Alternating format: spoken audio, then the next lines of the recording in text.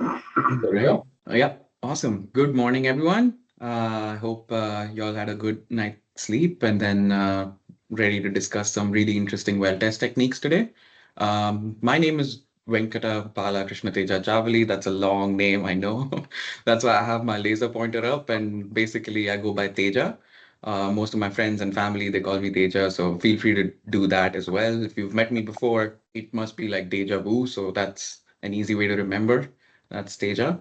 And yeah, so today I'm excited. I'm really excited to discuss these really novel techniques and really interesting ways to look at pressure interference between wells and measure some fracture properties and pore pressures and things like that. We'll be discussing CPG, DQI, and DFITs. And let's get started. It's going to take about 3 hours, I think, to go through the whole material, but I think that should leave us with enough time to discuss questions and any items you want to bring up. Yeah, awesome. All right, and I'll just lay out the agenda here, and that's pretty simplified. It's basically we're looking at CPG, DQI, and DFIT, and each one of these we'll be looking at first the what and why of what we're doing, and then we'll look at how we actually go about it. And then lastly, I think I've interspersed enough exercises that will allow us to take our, eyes off the slides and then go into the software, play around with the data sets, and then come back in and go for the next technique. All right. And if you see, I've basically highlighted where you'll find most of the work we'll be doing. So if you've been into Whitson before, essentially, you know that all of the workflows are laid out on the left. And essentially, going from the top, we'll be right down over here in the well testing section. And in the testing section, you should be able to see Chow pressure group, DFIT, and DQI. So we'll go through it in this order, primarily because the CPG and DQI are two well interference techniques, and we'll be looking at some interference data, and we'll be measuring the impact of one well over the other. So it's something that's really starting to be applied ubiquitously almost everywhere, wherever they can do the test. And essentially, the last part, which is the DFIT, diagnostic fracture injection test, is a process of basically creating a small fracture and then watching the pressures leak off of there. And that's essentially related to one single well only. So what we'll be doing is we'll be looking at the interference tests first, and then we'll look at what we can do with the DFIT data. And of course, I do have to go through some Whitson Plus fundamentals, so that would make our lives much easier when we're working through the exercises and basically navigating in the software in general, right? Awesome. And with that, I think we're pretty ready to get started with the basics at least. So what I really want to do at this point is make sure that everybody can log in. So basically what we'll have to do is go to courses.whitson.com, and that will be the place where we'll do all our analysis today. Most of the companies that already have Whitson will have their own domain .whitson.com, and you are free to do the exercises there or over here, but most likely it would be nice to keep it all over here. And after the course, if you really want to go back and do these exercises again, I'll show you where you can follow the steps, as well as you can use your own domain, right? And for those logging into courses.whitson.com, your username is your email, and your password today will be WellTest 2024. So if you can log in and let me know if it's all good with a reaction or a thumbs up. I think I have my eye on the chat as well. But I think I have a raised hand from Aaron. Is that like a thumbs up? All right, I got it. I think that must be like a thumbs up. All right. So I'm going to assume that most can actually log in and you are in the software. And if you are in the software, you'll essentially see that typically we've designed the software to be used on larger screens. So ideally, I want your zoom level to be around 67% or 80%. So something like that should work out really well. And what that does is that it allows you to see the software as it was designed. And so all the menu options will be laid out properly. The page looks a lot better, and the menus are not overflowing. But essentially, a 67% to an 80% zoom level on your screen should be the ideal sweet spot, right? And then the next thing, if you want even more screen size or screen real estate, you basically click F11. What that does is that it basically takes these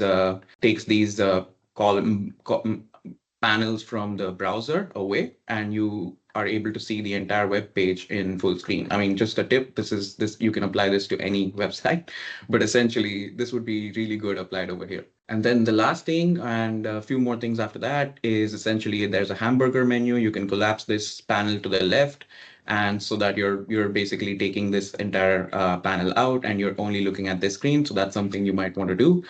Um, and then this navigation panel essentially gives you an overview of all the modules. And I will walk you through that panel when we're on the exercises part of it. And I will explain what most of the features are there for and how you can go about it. But essentially on the top and on the left over here is where you can navigate to your particular well, field, project, anything like that. So essentially it's laid out in this format where the fields is the highest in terms of the hierarchy. Within a field, you have projects. Within projects, you have wells. And within a well, you can have different scenarios. And these different scenarios represent like different interpretations. So, for example, if I interpret something and Matthias were to interpret something, we'll try to do it on separate analysis so we're not stepping on each other's toes. And at the same time, we can present to each other on what we found. And we can discuss this definitely when we're on the exercises step, but I just wanted to lay it out and make sure that you understand, because you're already in the software, what's going on in terms of the what you're seeing. Okay. So yeah, fields, projects, and wells. And then there are arrow keys to the top right where which you can use to kind of switch between the wells within that project. So yeah, that's about that. And then the analysis, I spoke about having your own analysis, if you will. Most all wells will have like a main analysis. And then on top of that, you can add as many analysis as you'd like. Think of it like an interpretation or a scenario of what you would do and little changes you make, etc. All right. And then one more thing is that you can see all your header information and all of the information associated to that well. Like for example, when was it completed? When was which reservoir formation, which location, surface and bottom hole latitude, longitudes, proppant, fluid pumped, etc. All of those header informations, things that you can use to normalize, things that tell you more about the well than the production rates and pressures themselves, that you'll find in the well overview page. And the way to get there is if you click on this scenarios dropdown and then you view all scenarios, you should be able to see that. And then if you click the eye icon over here, that also will, both of those actions will just bring you to the well overview page. And that's where you can see the header information associated to that. All right. And for our friends outside of the US, we do have the ability to switch unit systems. We've included a couple of new unit systems that have been highly requested. And essentially, we kind of cater to field units as well as SI or metric units or SI or metric units with some variations, etc. for Canada, Argentina, places like that. So that's an easy way to switch units. And just a pro tip, if something doesn't work, it might be useful to switch to field, because at least in this company and in this software, we speak in terms of field units. And so yeah, all of the databases and everything are in field units.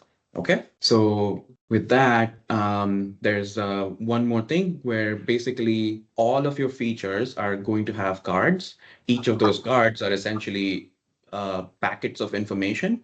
And you see basically what we're looking at is the reservoir fluid composition card. So that's where you would essentially input your GOR or initial water saturation and things like that. And you can open it by clicking this pencil icon on the top right of these cards, right? So this is an input card, and they have all these they have information for these different features, and depending on the feature, that input card will change. So for example, if you go to the bottom hole pressure feature, it'll have input such as deviation surveys or wellbore configurations. All right. And one of the most important things that I have to mention is the support. You can raise a support ticket right through the software. It's this pencil icon and this comment dialog box. It looks like a feedback. And essentially what you can do is once you click that, you'll be given this box where you can fill in your description of what you're facing. You can add attachments if you'd like, give it a title or something like that, and just send it over. And what that does is that all of us gets an email over here at Whitson, and essentially anybody who can jumps onto it, and yeah, we'll make sure that you're taken care of within 2 minutes. So that's something that's really useful. It also gives us a link to where you raised this request from, so that essentially allows us to jump right into what you were looking at and maybe troubleshoot with you if you'd like. Yeah, awesome. And then the one other information that's really useful is that if ever you feel lost in the software where you're in a feature and you're not really entirely sure how it's done in the software or how it's done in general, the user manual is a great place to start. It's actually linked to the page you're on. So essentially, if you're on the PBT page and click the user manual, you'll be led to the page related to the PBT initialization and all the PBT properties, etc. But if you were in bottom hole pressure, for example, and you click that, you would be led to the page that discusses all the bottom hole pressure calculations and how we do them. So it's pretty easy. We try to keep the manual short and concise to what you really need. So any feedback you have on that as well is super appreciated, and I'm sure it'll be helpful for many folks going through it as well. And then the one thing I have to mention is that we are a cloud software company. And so essentially, with any cloud software, what happens is the latest version of the database is actually in the cloud, but unless you refresh your browser does not really pull the latest version sometimes. And so if you experience something like a bad connection or a browser feels stuck, you're not being able to click into one of the features, for example, that is a good place for you to say, hey, maybe I just need to refresh my screen, and then it resolves most things. But in case that doesn't either, just reach out to support and we should be able to help you out. And with that, I hope everybody's feeling a little more comfortable being in the software,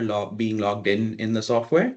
And we can get started with some theoretical discussions around the well test techniques we're looking at. So the first thing that we'll be looking at is the Chow pressure group, or the CPG. And before we start off with how it's calculated or everything, all of the details, really just wanted to introduce the why of what we're doing. So mainly, it's Chow pressure group. If somebody gave you a number and said Chow pressure group analysis for this well pair seems to be about zero point 0.8, what can you infer from it? So let me just explain what's going on, right? I explained that CPG, the Chow pressure group, is a form of an interference test between two wells. So essentially, what you would have is, if the wells are spaced close enough, what you'll see is that the wellbore 1 and wellbore 2 are in communication. And by that, I mean maybe not all of the fractures are communicating, maybe some of them are, maybe none of them are. But essentially, the idea here is that if there's a change in the operation of wellbore 1, wellbore 2 will or might feel it. So the way to do this is that they'll basically run a test, they'll measure pressures, and they'll use the pressures to essentially determine whether wellbore 1 and wellbore 2 are in any sort of pressure communication, right? And we assume here is that the CPG is an index that goes from 0 to 1. And so given that assumption, what we can say is that if the CPG value is 0, that means they're not in communication and there is no pressure interference between the two wells. And if it's between 0 and 0.5, that would mean that it has a weak connection. And if it's between zero point 0.5 to zero point 0.8, it's typically considered a moderate or a semi-strong connection between weak and strong. But essentially, anything above a value of zero point 0.8, I would say that the pressures are highly communicative. And essentially, that means that when I turn this well on, this well sees a change in pressure because of this well being on. And that is what we mean by being in pressure communication. And so that's what CPG value really dictates and what really communicates, right? So higher the fracture overlap, the impact of the shut-in and the drawdown felt at the monitoring well is much higher, right? So if you have a higher CPG value or MPI, I'll discuss these terms in the next slide. Essentially, higher is the magnitude of pressure interference. So I'm hinting at this value over here.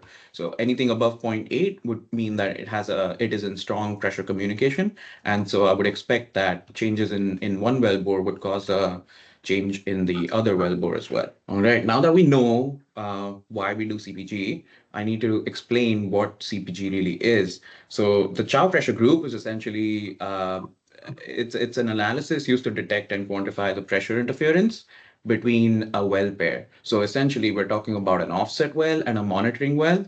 And what we'll do is we'll essentially operate on the offset well and watch pressures in the monitoring well, right? Now, while we're watching pressures in the monitoring well, what we do is that we consider the BHP trend in the monitoring well before and after the offset well POP, right? By POP, I mean put on production. So if I have a well pair, one is an offset, one is a monitoring well, and if my offset well comes online while I'm watching pressures in the monitoring well, what we can do is we can see if that has any impact on how the monitoring well would have behaved anyway, and then we try to establish the magnitude of pressure interference from that, right? And what do I mean by the magnitude of pressure interference or CPG in general, right? It is essentially the change in pressure over time divided by the corresponding derivative in this equation, right? So what we're essentially doing is, since we're tracking the change in the pressures before and after the offset POP is conducted, what we're essentially saying is that if I were to track my pressure changes after the offset well is put on production, I can also construct a derivative of that pressure change. And the CPG is essentially delta P over 2 times the derivative of that delta P, right? And you see how I can have a pressure change for every single measurement. So essentially, the CPGs, Chow pressure groups, are essentially this ratio calculated across time. So when I calculate this across time, this has a tendency to change. And so MPI, or magnitude of pressure interference, is essentially the stabilized mean of this CPG value, right? Chow et al. In 2017, 2019, 2018, along with Kappa and I think he was in Pioneer. They basically integrated CPG analysis into the well interference test program at Pioneer. And what that helped them do is guide well spacing, completion volumes, and then they tested this on stacked and staggered well patterns. So I have listed those references at the end of this section as well, so we can take a look at that.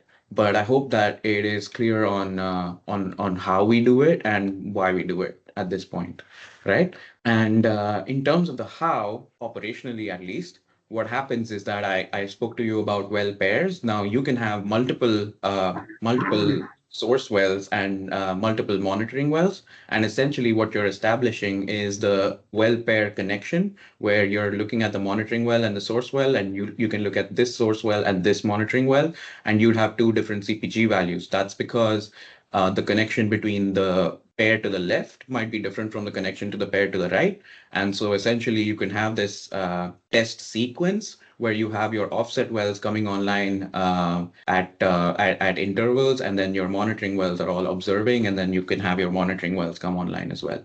So in this case, I'm looking at an RTA, or production rate transient test, where the initial infill conditions are typically all of them are flowing, and so you're constantly sending transient signals from all the wells to all the wells.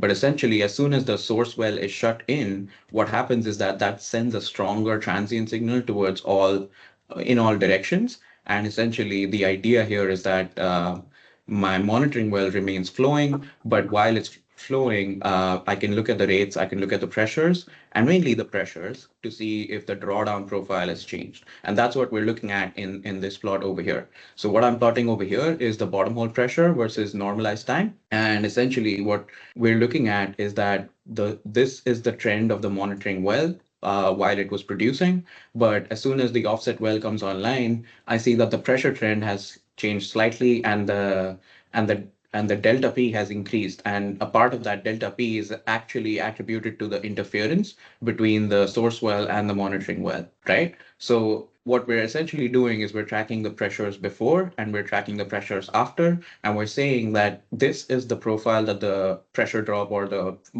fall off should have taken, but essentially it's taken this kind of a profile. And so that is the result of pressure interference. And you can calculate CPG for this delta P as delta P over 2 times delta P derivative. And so we can take a look at how that looks like in the next few slides.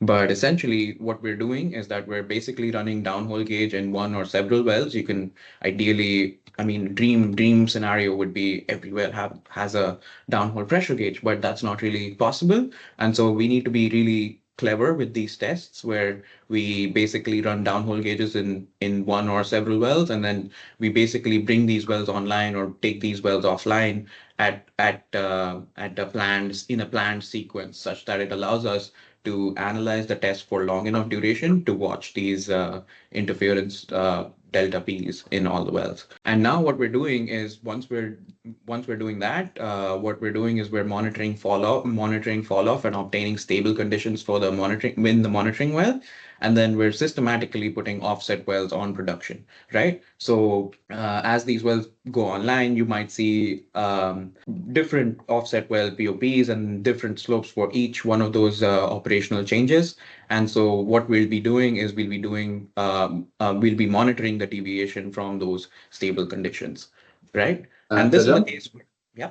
just a quick question here from Mm-hmm. Michelle about like Mm-hmm. recommendation for how long to monitor before and after the offset well is turned on to get enough test data Yeah. to analyze. And Michelle, I can Yeah. just answer that real quick. Like, I don't know what the recommendation is, but at least what's the most common practice that we see is either 24 or 48 hours before you put the offset well on production. And then typically a 48-hour test is what we see in general. And that's typically what's recommended by a lot of the what I call the Yeah. OGs of CPG.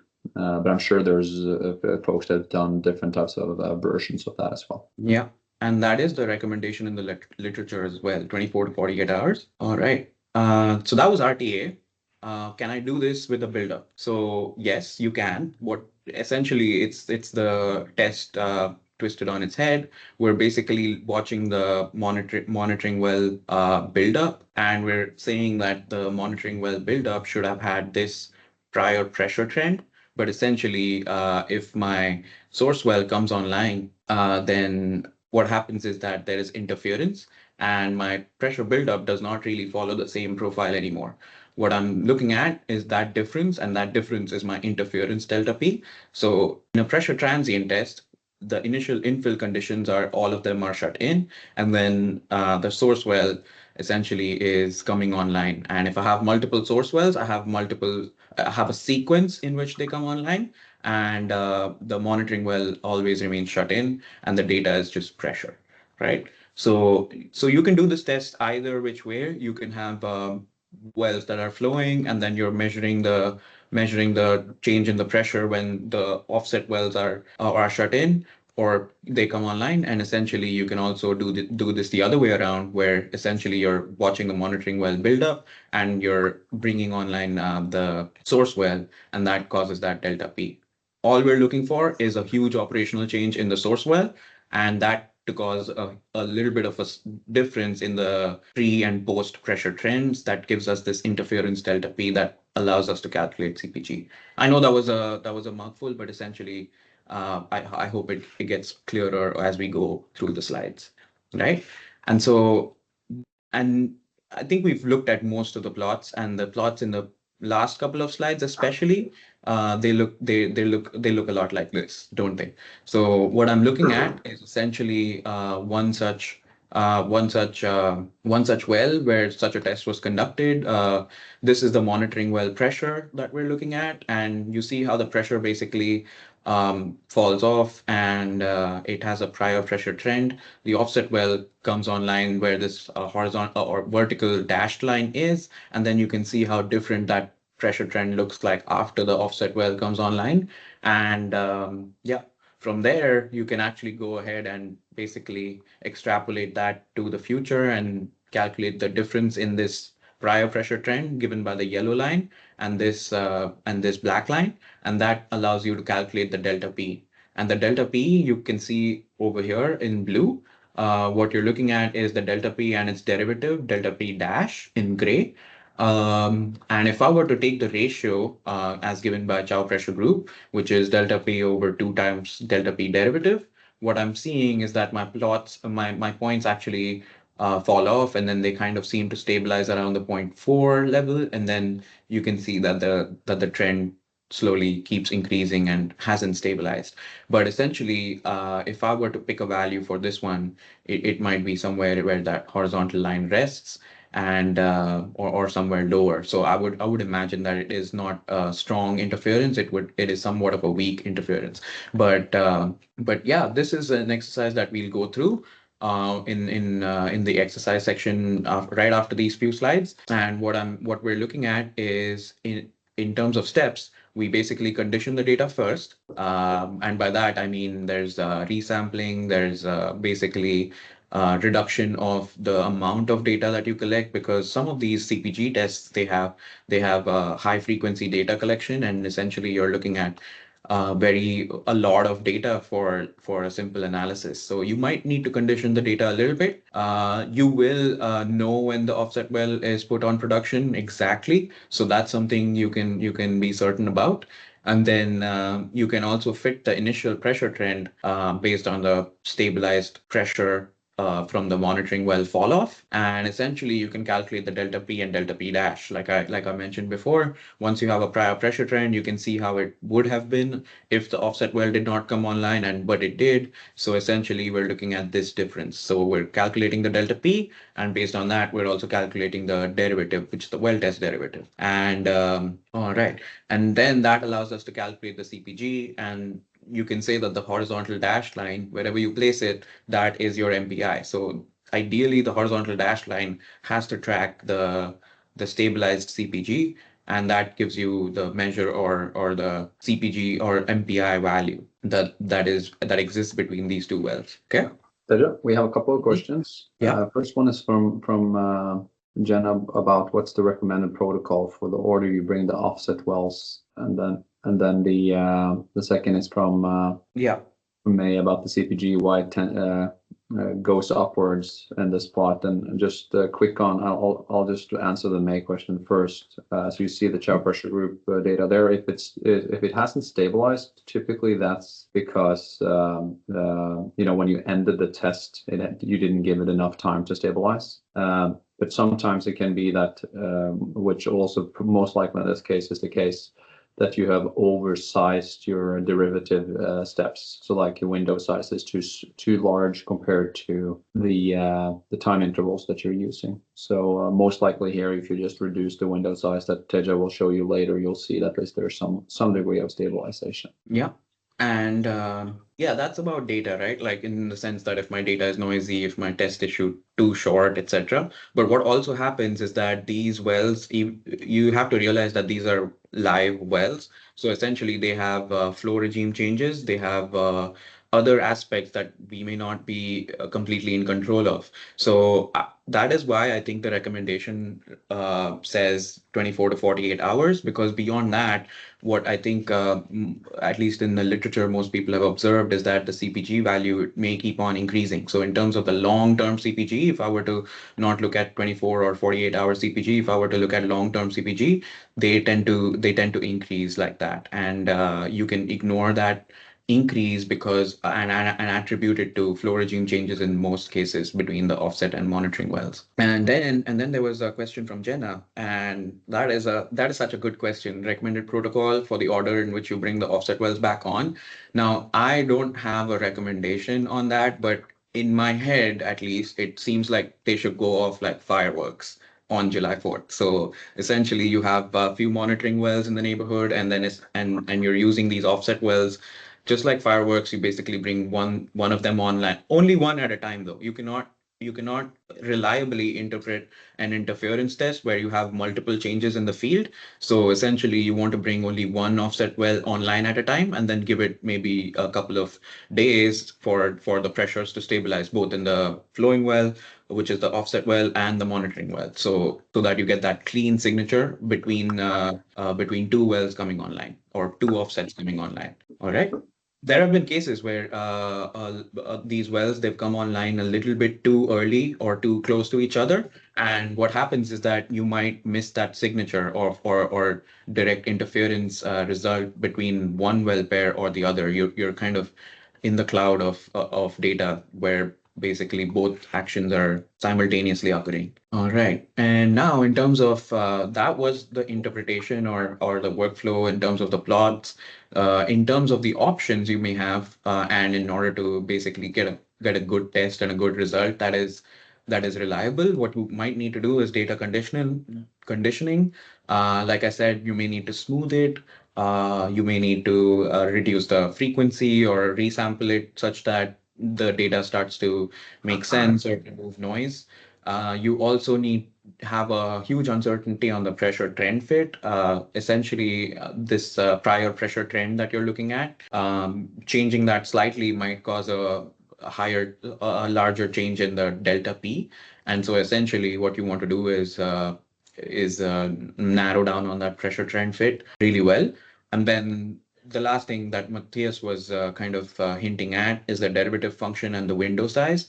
So typically the CPG is the delta P over twice the delta P derivative, and the derivative itself is highly influenced by which points you choose to calculate the derivative. So essentially, the window size becomes a huge impact factor where basically you have a varying window size, and that varying window size may yield slightly different derivative functions, which may make the data seem like it is stabilizing or not, depending on whether you're in the ballpark of the right window size or not, right? And then the use of pressure But integral versus. Did somebody say something? Matthias, was that you? All right. I think I'll just continue then. Let me know if there's a question. All right. But essentially, you can also switch to pressure integral, which essentially takes the pressures and time changes and calculates the pressure integral versus normal derivatives. So you can basically calculate derivatives on raw pressure data, or you can calculate derivatives on pressure integrals. And for some cases where the data is too noisy, or maybe we're using a surface test, you can use the pressure integral instead of using normal derivatives. Right. All right. And on the right, what you're seeing is the panel as it looks on the left of these plots.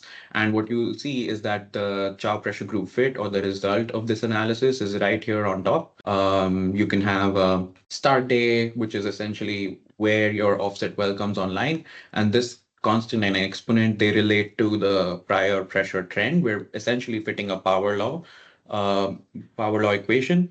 What we're also selecting over here is the derivative function. You have about three options, and I can go through that while we're doing the exercise, but you also have to choose a window size, and depending on whether you have a build-up or a drawdown, you'll have this checked or not. You can also smooth the data, and you can record your takeaway from that analysis on Whitson Plus itself right over here. So essentially, anybody walking into that well test or on Whitson will basically come into this screen, and then they'll be able to see what your key takeaway was from the analysis. And continuing on the options, essentially, I spoke about the pressure integral. You see, I'm looking at the same data, and what I'm showing you is that it can be used instead of the actual data to calculate the CPG, and the answer would be roughly in the same ballpark. The way we're calculating the pressure integral is we're basically using an integral that goes from 0 to that time and adds up all the pressures and then divides it by the total time, and that is your pressure integral. It preserves the signature of the pressure response with respect to time, and it reduces the noise in the derivatives. So as you can see, just the way this equation and the integral is constructed, it eliminates erratic points in the data set, and essentially what you get is a smoother representation of the pressure change, but it's while still preserving the signature that we're after, right? And then it also increases the stability in the derivative values, interpretability of the data for calculating the MPI. And so the way you would activate that is by clicking this integral sign in the plot. So I've highlighted that for you over here. Okay. And then the other key observation is that you can also derive the MPI or stabilized CPG from the delta P slope. So I told you that we're basically fitting a power law model, and if you can assume that the pressure change, that pressure behaves in a power law fashion for most linear or unconventional reservoirs, uh, we can write that power law equation for delta P as A times delta T to the power B. And then in that scenario, what happens is the derivative, kind of going back to high school calculus, especially the well test derivative, it's T times d of delta P by dt, and that basically boils down to this equation over here. And my CPG, the Chow pressure groups, are essentially delta P over twice the delta P derivative. So it all boils down to 1 over 2p, where the b is the slope of this line that we're fitting to the pressure data, right? So this is another easy way to gather the approximate MPI values, because essentially, if I have the slope to this pressure data, I can say that the half times the inverse of that slope would essentially be the CPG. So a slope of 1 would yield a CPG of 0.5, for example. All right. And then what is the value of everything that we just walked through here? So the value is that it allows you to calibrate your frac models, and it refines the expectations of contacted oil in place, right? And it also enhances the appraisal of speed zone spots. So essentially, if we're in an appraisal cycle where we're drilling wells without really knowing a lot about the formation, at least what this tells you is how clearly communicating these wells are in the subsurface, right? It also allows for considerations on completion fluid and volume. You know that both completion fluid and volume highly affect the fracture conductivity. The fracture conductivity is highly correlated with the Chow pressure group, etc. And so essentially measuring the Chow pressure group early on in the well's life is really useful, because it allows you to consider whether the completion design is good or not. And it also lets you think about developing, wells that have zero communication if you want to develop those areas independently later, right? And some other thing that basically stood out when I was reading this paper over here is that they actually correlated the magnitude of pressure interference with the completion volume and the EUR. So there's three things on this plot over here. So essentially what we're saying is that the base completion volume yields a low magnitude of pressure interference, and sometimes you might think that that is a good thing, but essentially increasing the completion volume also yielded an increase in the MPIs, and that also yielded an increase in the EURs. So what they're trying to infer from this is that maybe a low magnitude of pressure interference is not what we're after all. Maybe what we're looking for is a higher magnitude of pressure interference, because that essentially seems to at least yield a better drainage of the reservoir, right? So higher MPI may lead to higher unit recovery. You might have to run these tests at various proppant volumes to assess these impacts to MPI. But essentially, if I were to assume that higher proppant per cluster led to higher MPI, there is also a diminishing point where you cannot pump beyond a certain limit, and that limit is dictated by the MPI as well as the EORs. We can build economic models of completion volume, etc., and that essentially summarizes the key value of a CPG analysis. And as qualitative as this may seem, it is still a very useful test and can be pretty quickly done just by using pressure data and a few clever operational practices in general, right? Now, so we can use this to assess the conductive fracture overlap, add value to field decisions, short duration tests, and super cost effective to run. Infill wells that have been shut in are perfect candidates because gauges do not need to be run prior to well shut in. Well to well interference typically takes less than 3 days. That's why the recommendation is 24 to 48 hours. And duration for the entire unit might range about 5 to 15 days. So we're talking about a well pad or a certain set of wells, etc. So going back to wells per section, observation time to stabilization, etc. And these are the additional references that I really wanted to mention. And of course, feel free to ask any questions that you may have. But that basically wraps up with, oh, yeah, I have one more slide. Basically, this friend of ours, Donovan Armstead, he basically presented on in VidCon 2023, and essentially the talk is called "How Not to CPG." And I just wanted to use this one slide, which basically, so the talk essentially goes over all the options that you have in CPG, the window sizes, the derivative types, etc., pressure integral that we talked about in terms of how you can analyze this data. And what they did was a series of tests with different window sizes, different forms of analysis, or and different data frequencies, etc. And they wanted to see how these parameters affect the MPI. And essentially, their general recommendations are listed here. So use the pressure integral. The derivative does not really matter, but I personally picked the Bourdet derivative. The data has frequency between 5 to 10 minutes. I don't think data that's more frequent than that is actually useful here. And yeah, keep the derivative window between zero point 0.2 and zero point 0.6. You don't want to smooth over huge sections of the data. And QC that MPI that you get against the observed delta P of impacted wells, right? So yeah, go ahead and take a look at that talk.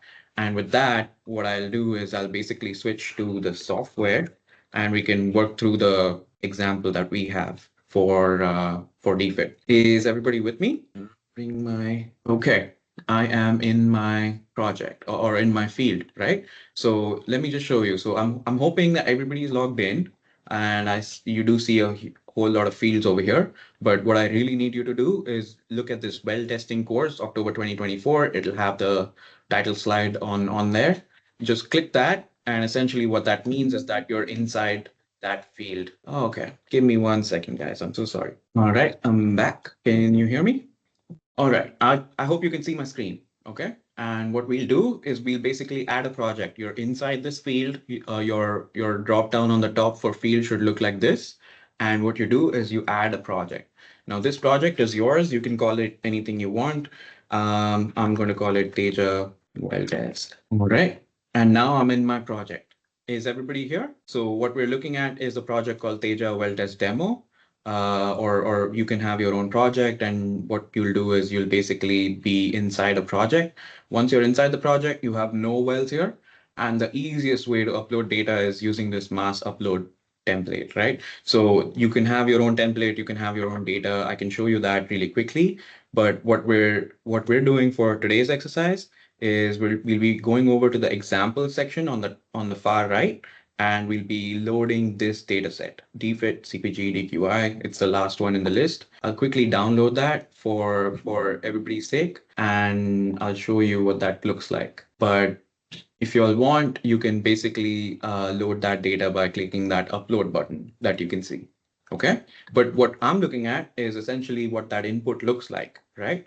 What I have is this 3 wells in this input file. I have CPG example, I have a DFIT example, and I have a DQI example. And if I remember correctly, I had a question in the email a couple of days ago, but essentially, you can use CPG datasets for analyzing with the DQI technique and the other way around as well, right? Essentially, we're tracking pressures before and after the offset well is put on production. So you can do that using either techniques. And the DFIT example we'll take a look at later. But essentially, this is the Whitson template that lets you upload a whole bunch of wells. So you see all of the header information that you require to go with the well goes onto this sheet.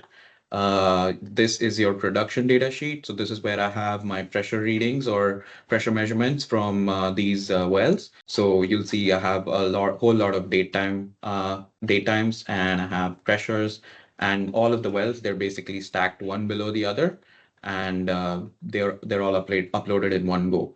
And for these tests, I don't need to calculate bottom hole pressures. I'm assuming these are downhole gauge pressures from a downhole gauge. And so I don't have deviation surveys, and I don't have wellbore data either. So I'm just sending in well names, and I'm just sending in pressure information, right? So with that, I'll close it and jump back into the software. All right. So what I'm looking at is basically the mass upload dialog box, well test examples. Click on this upload button, and you should see all 3 of your wells in your project now. Yeah, that makes sense. So we see 3 wells. Now what we'll do is we'll click the CPG well, and we'll jump right into the CPG feature here. So this is that well information screen that I was talking about, or the well overview. You can see all the header information that came in along with this upload. There's some default properties, but for the sake of this exercise, we don't need to worry about those.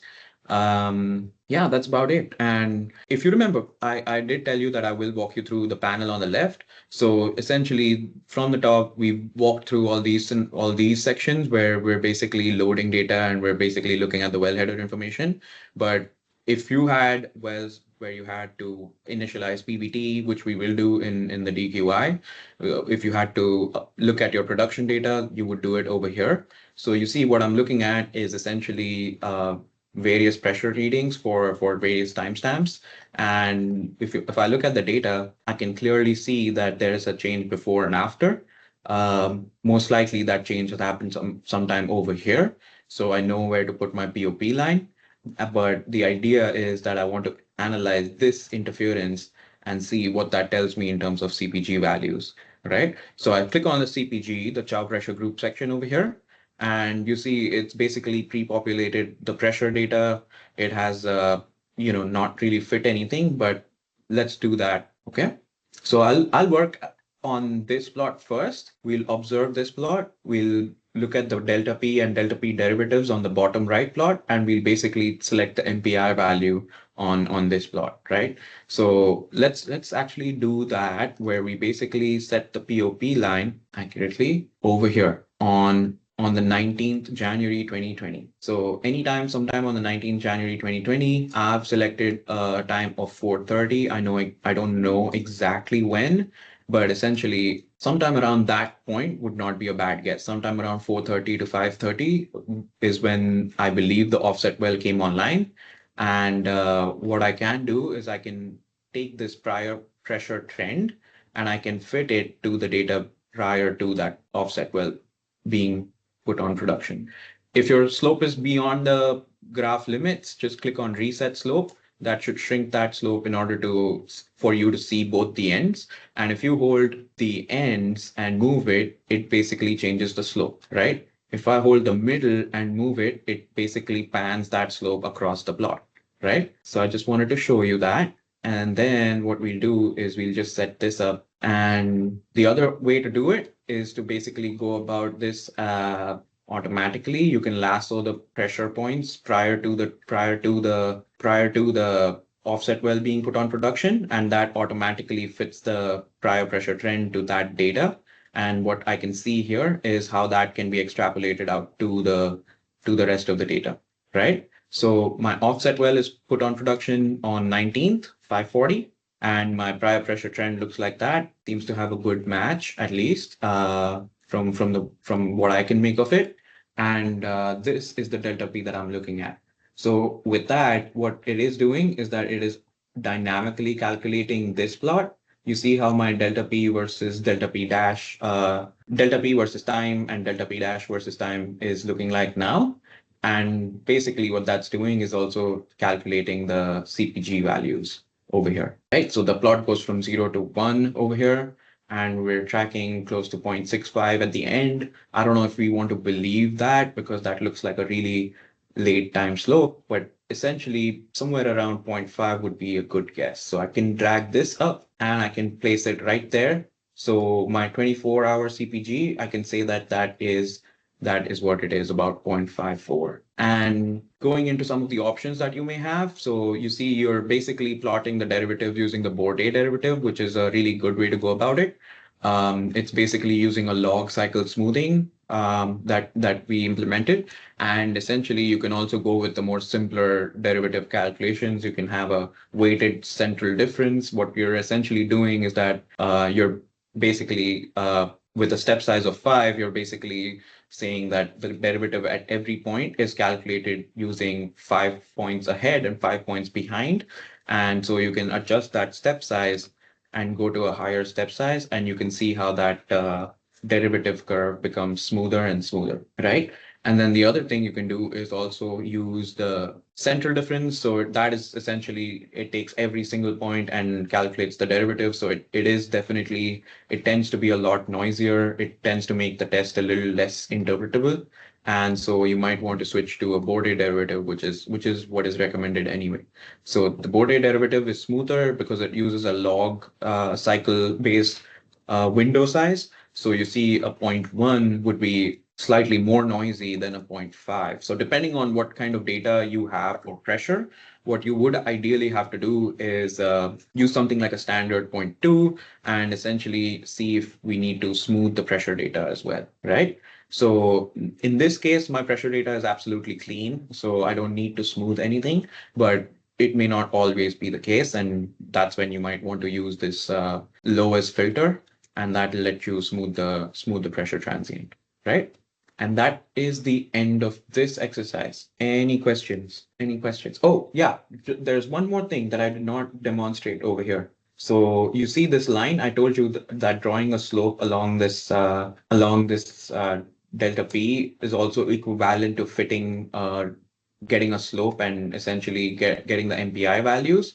And you see, based on the slope, the horizontal line over here, which is the MPI or the CPG fit, is also related to the slope. So if I change the MPI or CPG fit, that also changes the slope. You see, this essentially is the slope for linear flow or half slope. This is the half slope that we're talking about. And if I had something around 0.52, I might be looking at something of a unit slope. So that's something to keep in mind. So essentially, if that is too noisy for you, you can also use the pressure data to fit the slope and gather the MPI value. And the reason why I'm discarding this last section is primarily because I feel like that's a separate trend compared to most of the 24-hour day data. So I will look at the 24-hour day time period, and then if I fit a slope to that trend, I'm looking at a CPG value of about 0.52. Okay. So that would imply about weak interference, barely moderate. So yeah. I think Teja, there's a question from Michelle, like why wouldn't you pick 0.4 in this case? Yeah, fair. That's a good question. Michelle's basically asking what's wrong with this? Why don't we pick zero point 0.4? And that does actually align really well with the interference data right after the well was shut in as well. And this whole thing can be considered a late time transient. But essentially, I really wanted to highlight that you could have slight changes in this interference, but essentially, anywhere between zero point 0.4 and zero point 0.5 would make a lot of sense. Anything above zero point 0.5, I would be a little uncomfortable because that's not the trend that I'm looking at immediately after the shut-in. You see, there's one more reason as well. So in case you expect that there might be a delay in the time taken for that pressure transient to travel to this well, you might have really erroneous data at the very early time or very beginning, like just like this one, how we're basically tracking CPG values going down. But essentially, the stabilization I would consider anywhere between 0.4 and zero point 0.5. And for a qualitative test, a zero point 0.4 is just as good as a zero point 0.5.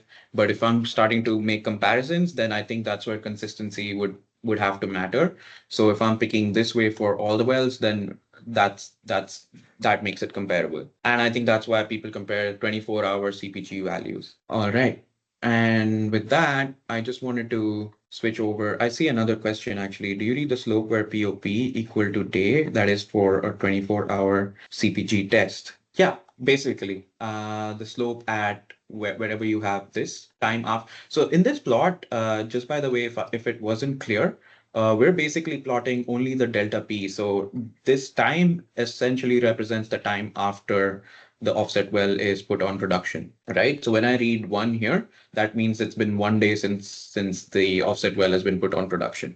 So it's normalized time, normalized to the offset well when offset well kicks in, and then this is delta P, normalized pressure, you can call it, where you subtract this reference pressure or the reference pressure at each time. Awesome. And with that, I'll jump back into my slides and we will move on. Okay. And this is really exciting because now that we have our feet wet with some interference tests, we're going to take this interference test and think of it a little more. And so essentially, yeah. Teja, maybe we could do just 5-minute break. There is a question here also. Okay. Yeah, definitely. It Let's says actually if you do don't that. have Let's bottom take hole a pressure gauges, can you use surface pressures in the shot-in well along with a fluid shot? Yes, I believe so. Yes. Yeah. But I think the downhole pressure gauges would be your best source of information, primarily because this is an interference test. So the timing of the of when you detect that pressure change is really important. So I suppose that you could use surface pressures, but it's just that I think that the pressure transient or the exact onset of that pressure change might get lost in the wellbore storage and that those kind of delays that you might expect. So yes, with some caution, I think you should be able to, but your downhole gauges would be your best bet. I hope that answers it. So, Mo, do you think it's a good time to take a 5 minute break, you think? Yeah, before jumping into the next well Yeah, test, the DQI, I and think that sounds good. yeah. Okay. All right, then let's just take a 5 minute break and maybe meet up at 9:10, or do you want to make that 9:15? Let's just come back at 9:10 then, and maybe we can afford a longer break a little later. How about that? Yeah. Awesome. So I'll see you all at 9:10 over here. And I'm here so I can check out the questions in the meantime. There may be a lot of noise in a yeah, yeah, especially if there's a lot of gas in the well. Right. If you're still with me, I think we can get started. So basically what we'll be talking about is the DQI, which or the Devon quantification of interference. Essentially it is a procedure. We'll talk more about that. But before we talk about that, I just wanted to show you why we do it. The main reason why we do sorry, the title says DFIT, but essentially it should be DQI. And what we're doing here is that we're basically quantifying the production impact. We're quantifying it instead of a qualitative measure. We're also calculating the hydraulic diffusivity between these well pairs, and we're also calculating fracture conductivity. So that's one of the reasons why I said that essentially the DQI or the Devon quantification of interference would be one step beyond CPG, where we're not just saying that we have an interference and that interference should behave uh, just like it was behaving before. But essentially, what we're saying is that we have a framework of how it should behave as well. So these graphics on the left, they're basically highlighting that very point where we're basically looking at fracture. The one with the gauge on top is the monitoring well, and essentially the monitoring well is fractured as well as the offset well. And if those fractures do not interconnect at all, then essentially in most interference tests, you won't see that effect on the monitoring well, right? And by the way, just in this plot, essentially what we're also highlighting is your fracture half length might be much longer, but your propped fracture half length might be shorter than that. So the highlights in red essentially indicate the length of the fracture that's actually propped at that point, and essentially the gray might be the part of the fracture that closed. But essentially what we're talking about is that if they're close enough together, what you should see is that the just like the CPG we discussed, how if they're close enough, essentially we would see an interference, and this picture essentially depicts the effect of that interference. And what it's saying is that if you have an interference between two wells, you should see a difference in the pressure trend in the monitoring well when you operate on the offset well, right? And essentially, it is a procedure. What Devin has done is essentially it laid out a procedure to quantify this interference and take it back to the degree of production impact between two wells, right? We discussed CPG and it was more of a qualitative measure. You're saying, between a range of 0 to 1, the well may be interfering weakly or it may have a strong interference. But essentially, what you're doing with the DQI is coming up with a number that you can use to directly quantify how much production will be impacted between the two wells, right? It offers insights into fracture properties, completion quality, and calculates the maximum possible drained fracture length as a function of fluid properties. So that's where this logic about part of the fracture being propped, part of the fracture being unpropped, essentially gives you a difference in what your RTA estimated half length could be versus what your actual length could be. And what we're essentially doing here is that we're taking into account that consideration and we're taking into account fracture properties. That's how we get fracture conductivity, etc. And we're calculating the maximum possible drain fracture length as a function of fluid properties. Once we do that, we basically use that length uh, to basically relate it to DPI, or the degree of production interference, or production impact. And we're basically using that to strategize well spacing as well. So it sounds a lot like CPG, and essentially you can use the data sets interchangeably. The CPG data set that we just analyzed, you could analyze using DQI, and the same for DQI data sets. DQI data sets you can use CPG as well.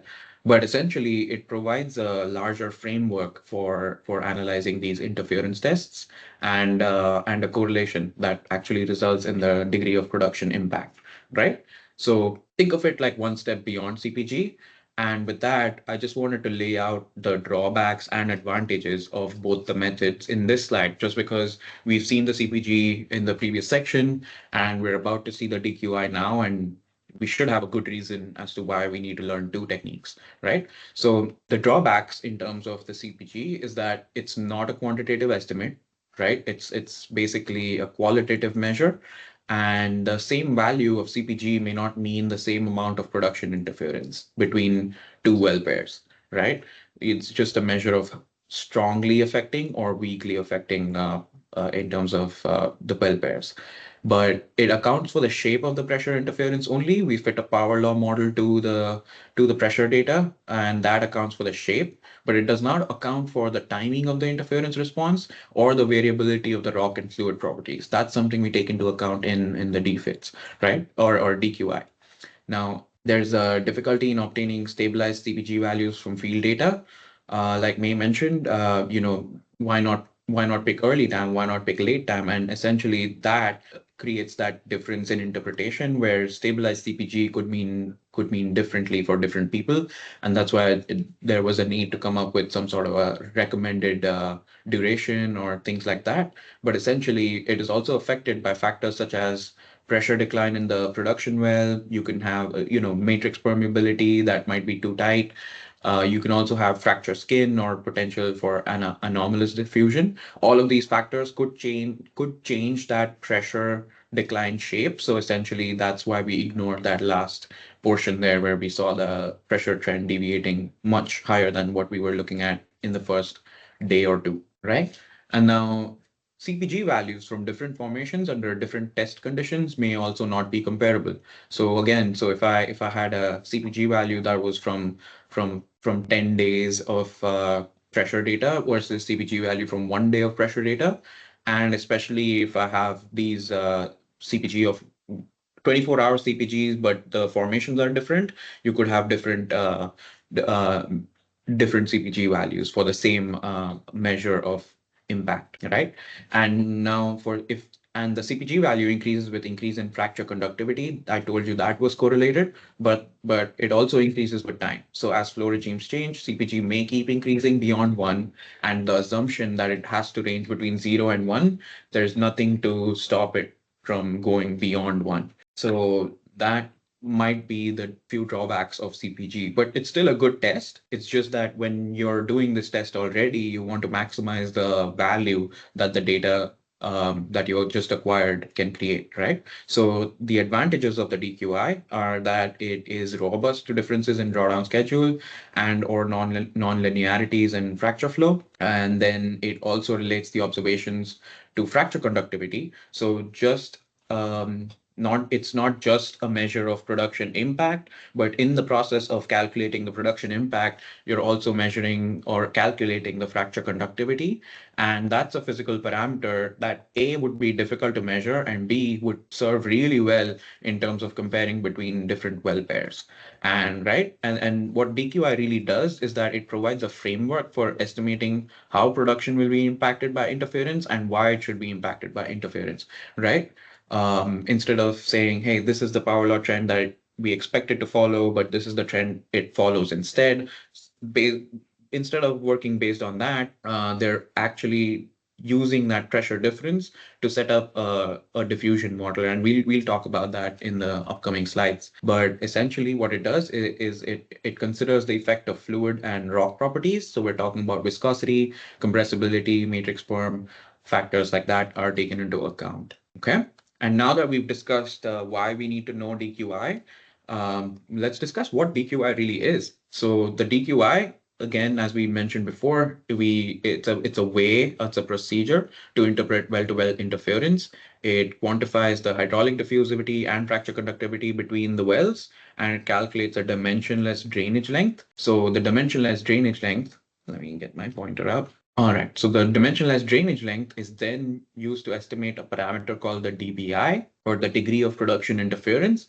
And the way Devin defined DBI is they basically measured the flow rate at the end of 20 days after the shut-in well was, or the offset well was brought online. And then essentially they saw the percentage change compared to the flow rate it had before that offset well change, right? So essentially what we're measuring is a percentage or a fraction that can be directly linked to the magnitude of production expected in an active well when an offset well is shut in. So what I'm saying is that if the DPI is 100%, then the production rate should double when I shut in the offset well in the active well, right? But if my DPI is about 0.1 or 10%, then the production rate should only increase by 10%. And that is a measure of connectivity. It's a measure of how much production change I can expect as well in the active well, right? So right from the top, we're basically doing this to interpret well-to-well interference. We're calculating diffusivity, fracture conductivity, and based on that, we're getting the dimensionless drainage length. That LD is related to DPI, and once we get DPI, we have a measure of the production impact that we can expect. And that's the single biggest reason why we should be studying this technique, right? And how do we do it? Well, let me just give you the steps first, right? And then we can talk about the underlying model and things like that. So the steps, in terms of the steps are very similar to the CPG test that we just saw. What we're looking at is the monitoring well bottom hole pressure on the y-axis on this plot, and on the x-axis we have time. So what we're looking at is how the monitoring well bottom hole pressure was basically falling off. And then at the beginning of the test, when offset well is basically brought online, you see a larger change in that larger change in that bottom hole pressure. And you also essentially see a larger change with respect to a prior pressure trend, right? So the first step is definitely the same for DQI or CPG. You fit the line to the prior pressure trend and move the vertical line to the offset well POP. So that's step number one. That establishes that yellow line and that trend that it should follow beyond that beginning. And it also establishes the delta P from there based on the beginning of the test, right?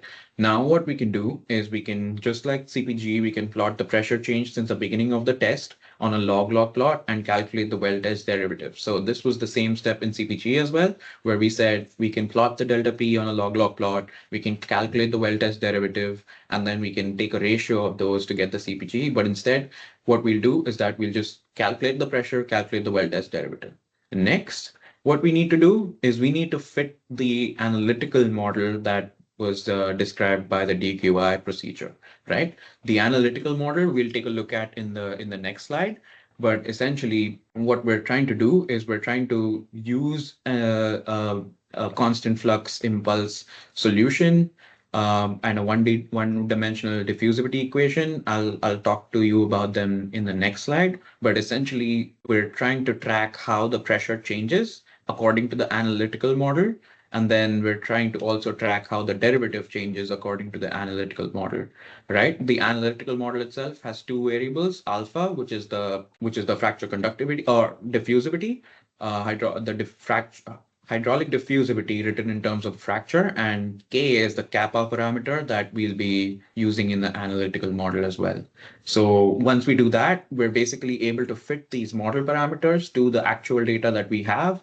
And once we do that, we have estimated the parameters we need to calculate the fracture conductivity, and we can also calculate the dimensionless drainage length, and that is used to infer the DPI, right? And that tells you production impact you might have. Step one, we basically construct the same plot as we did for CPG. Step two, we construct the same plot as we did for CPG, the delta P versus delta P derivative, delta P and delta P derivative versus time since the beginning of the test.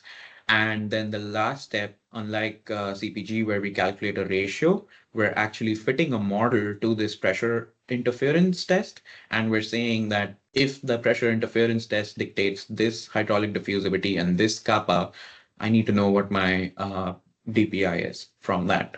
Okay. And now going into what that underlying analytical model looks like. And this looks like a busy slide, but let me explain this to you in 3 simple steps, right? Step 1, the underlying main model that is running that simulation for pressure and pressure derivative is this one. It basically represents the infinite acting flux source in a slab. So we're talking about what pressure change should be observed at a point y away from that source, and that is given by this equation, right? You see some radius of investigation terms, and this is the solution to the one-dimensional diffusivity equation, right? So what we're doing is that we're using the one-dimensional diffusivity equation at an offset observation point y, and we're predicting what that pressure change would be at y given that solution, right? Now, in that equation, there are 2 model parameters that we do not know about. One is the alpha. Alpha is the hydraulic diffusivity, and it is given, when I write that, I mean, for reservoir terms, it is K over 5 mu Ct, I think, porosity, um, viscosity, and compressibility, but I can write it in terms of the fracture. So essentially what I'm estimating is the hydraulic diffusivity within the fracture. And what that entails is that it is essentially fracture perm times the width of the fracture divided by the viscosity and the change in the fracture aperture with respect to pressure plus the fluid compressibility and width. So long story short, essentially what we're looking at, this C over here is the fracture conductivity, and that can be written in terms of kappa as well as alpha. So that's how we get C when we basically calculate these alpha and kappa parameters. But if anybody is familiar with hydraulic diffusivity in the reservoir context, essentially it can be thought of as a travel time as well. So essentially what I'm saying is that a higher hydraulic diffusivity would mean it takes much lesser time for the fluid to travel between those 2 points. Okay. Fluid pressure, any kind of transient, travels along this hydraulic diffusivity. And if you think about that, then a higher hydraulic diffusivity just means that the pressure travels much faster in that medium versus much slower. So it all goes back to, the travel times and, streamline simulation stuff. But essentially for this purposes, we're writing down diffusivity in terms of the fracture parameters. And so when we measure and fit the model to the pressure interference test, what we're essentially getting is the fracture hydraulic diffusivity that basically explains why the pressure from one well should quickly travel to another well, etc. Right? And so, yeah, so we're basically taking that model. We have 2 unknown parameters. We're basically fitting that model to the data and capturing these unknown parameters, alpha and kappa. And once we resolve alpha and kappa, we can definitely use that to calculate the fracture conductivity. And once we calculate fracture conductivity, we can use the fluids in the fracture and in the matrix to basically set up what my L would be. My L is essentially the maximum possible drainage distance along the fracture if hypothetically it was unbounded and had infinite prop length. So when this L comes out to be greater than your fracture XFs, do not worry. It's essentially it's essentially a parameter that we're calculating as a solution to a mass balance equation or basically a continuity equation where basically we're calculating the flow into the fracture and the flow from the fracture into the wellbore. And we're basically equating that and calculating what that length of the fracture or length of the propped fracture would be if I had to make those terms equal, right? So now what I get is an L, and that is 80% of the work related to the DQI. I did mention that the main outcome of the DQI is the DPI, which is the degree of production impact. So we haven't calculated that yet, but main steps in on this slide, we fit this analytical model to the interference data and we calculate model parameters. Once we calculate those model parameters, we're calculating fracture conductivity and we're estimating this L parameter or the length, or it essentially represents the maximum possible drainage distance along the fracture. Let me actually show you how to build intuition for this equation over here, right? It's very counterintuitive, or it's actually very hard to judge what that would look like. But essentially, this is the sensitivity of that model to its model parameters. So two model parameters we discussed was alpha and K, right? Kappa. So alpha controls diffusivity, and that controls the timing of the onset of pressure interference, right? So you see basically on the plot to the left, we're basically looking at the normalized pressure. By that, they basically mean the delta P, and by normalized time, they mean the time since the offset well, or sometime since the beginning of the test. And so what we're seeing is that if I hold K constant or kappa constant at 0.01, I'm looking at different alpha, and essentially the highest alpha shows me a pressure response really quickly, right? And then the lowest alpha or the lowest diffusivity is basically meaning that the pressure interference will hit my monitoring well much later than a case for higher diffusivity, right? And then the flip side, the kappa, it controls fracture conductivity. So the shape of the curve right after the interference is felt, the kappa controls the fracture conductivity, and so it basically shows you the shape. And so what I really want to take home with this plot over here is that if I kept my alpha constant at 10 and I varied my K or kappa parameter, what I'm noticing is that for very low fracture conductivity, the shape of the curve is actually much more gentle, right? That delta P increases much more gently because my fracture conductivity is low. But if my fracture conductivity is really high, then I will see that pressure change in my monitoring well really quickly. So you see how quickly the pressures increase because of a high fracture conductivity. So yeah, essentially this model is controlled by two parameters. The onset of interference is controlled by alpha, or the diffusivity. It's basically the tip of the spear, right? And then the shape of the pressure curve and its derivative after the interference is hits the monitoring well is controlled by K or kappa parameter, right? So that I hope that builds a little bit of intuition for what that model would look like or what that model behaves like. Let me just show you the steps that I left out on purpose, right? Now we had an L from the last couple of slides. We got a maximum drained length. We need to normalize that by half well spacing. And the reason we do that is because we want to make that a dimensionless parameter called LD. And by LD, basically what we're trying to do is we're basically trying to normalize different cases, different tests and trials, right? And essentially what the original authors of the paper, Muin and folks at Devon, they did is basically they ran a whole bunch of simulations with varying conditions, such as varying perm with fracture conductivity of 1 millidarcy foot. And then there are multiple different cases like that with different fracture conductivities. There's reference cases with varying spacing, and that's why this non-dimensionalization is important. And then there is also cases with varying viscosity and cases with varying fluid compressibility, right? And in each of these simulations, what they did is that they gathered the DPI in the simulation after 20 days, or basically the rates after 20 days and before 20 days and before this test.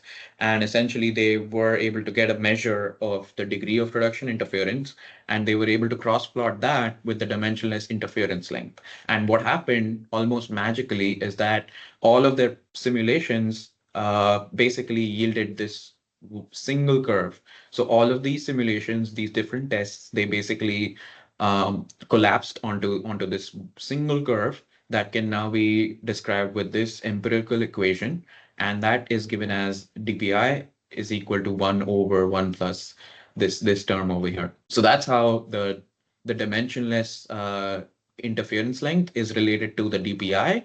So this is the final step of our interpretation, where we basically take the pressure data from the interference test, we calculate delta P and its derivative, we fit the model, we gather model parameters, and then we calculate the LD. And once we get the LD, we can use this equation directly in order to get the DPI. So that was the procedure that Devin laid out for us, and that lets us estimate what the degree of production impact should look like.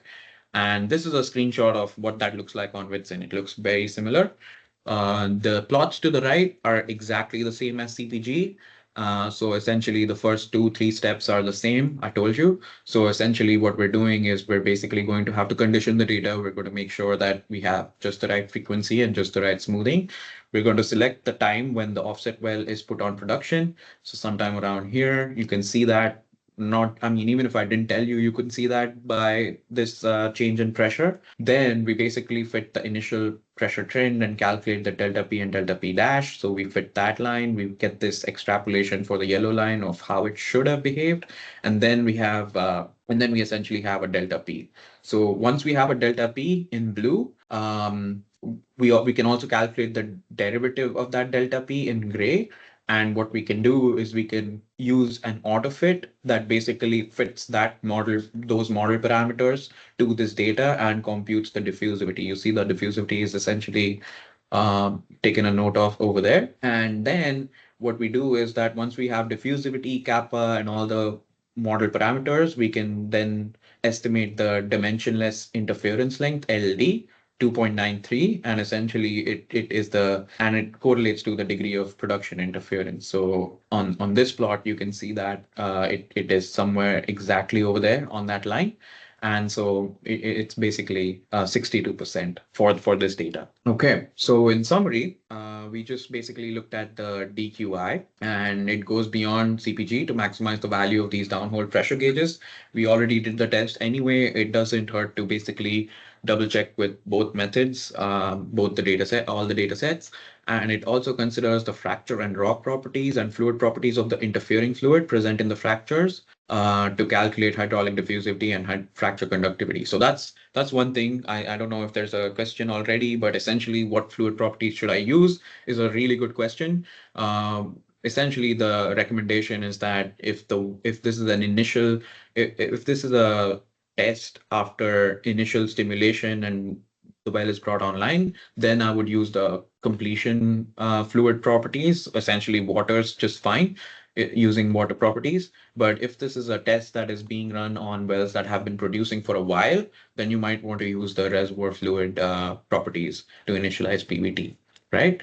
And then it provides a framework for estimating how production will be impacted by interference. So it goes beyond CPG in the sense that it lays the interference out in terms of a one-dimensional diffusivity equation. It calculates a few additional model parameters, and so that's why it does provide a framework, and it also goes on to estimate exactly how much production will be impacted, right?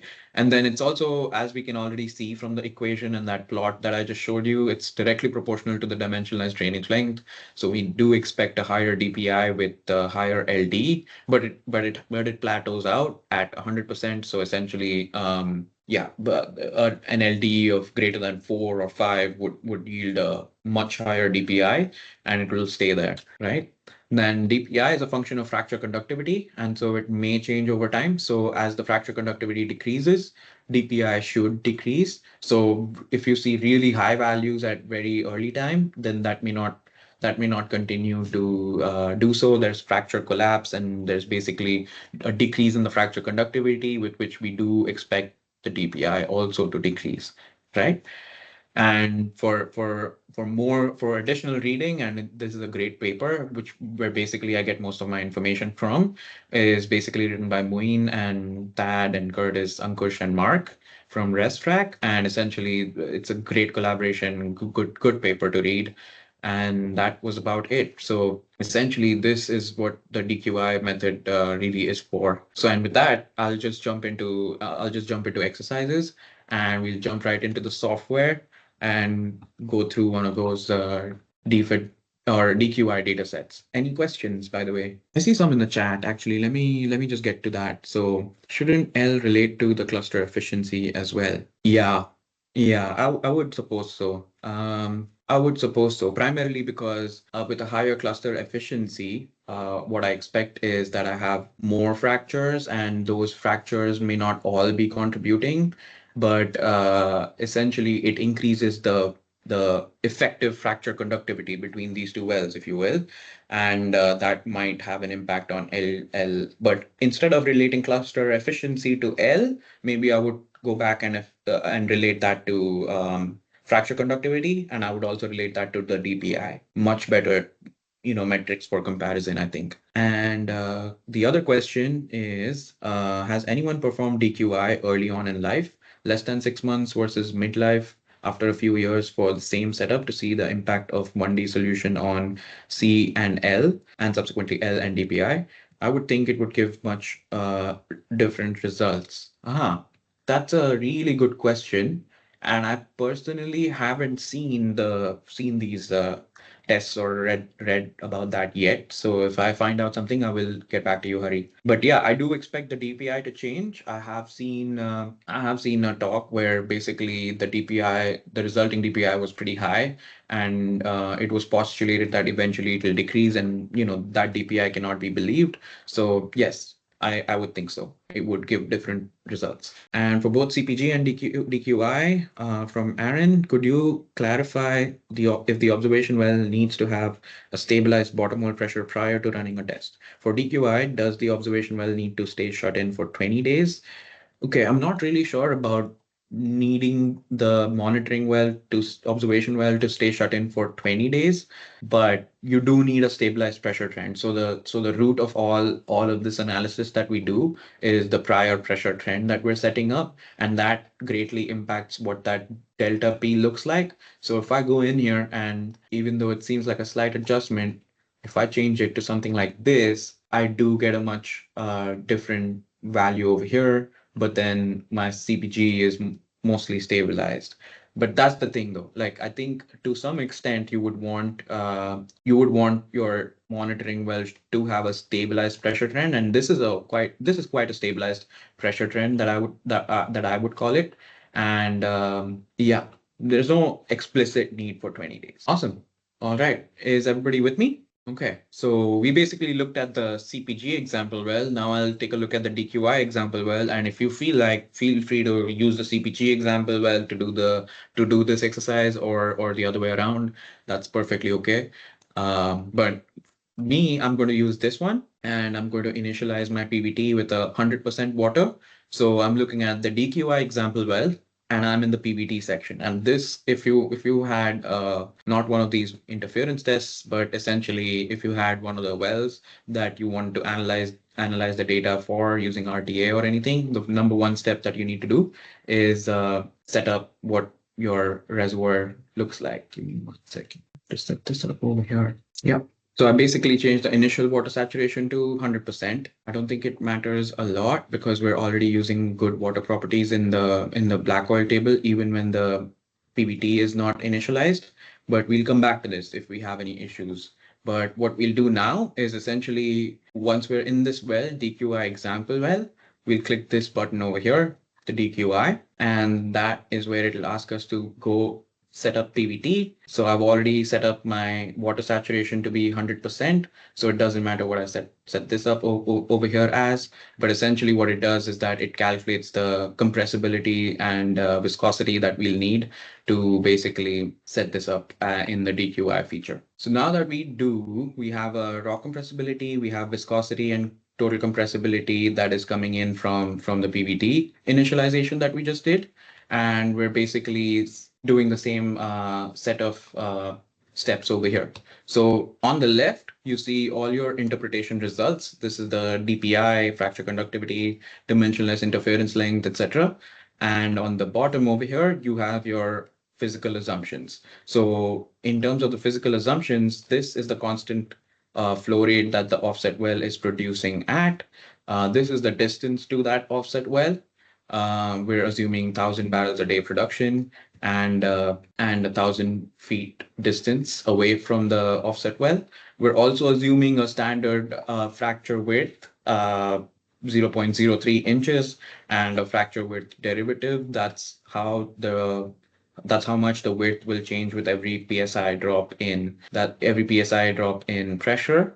And we're also taking a look at rock compressibility, total mobility, matrix porosity, and matrix permeability. Right. The first step is to identify that prior pressure trend.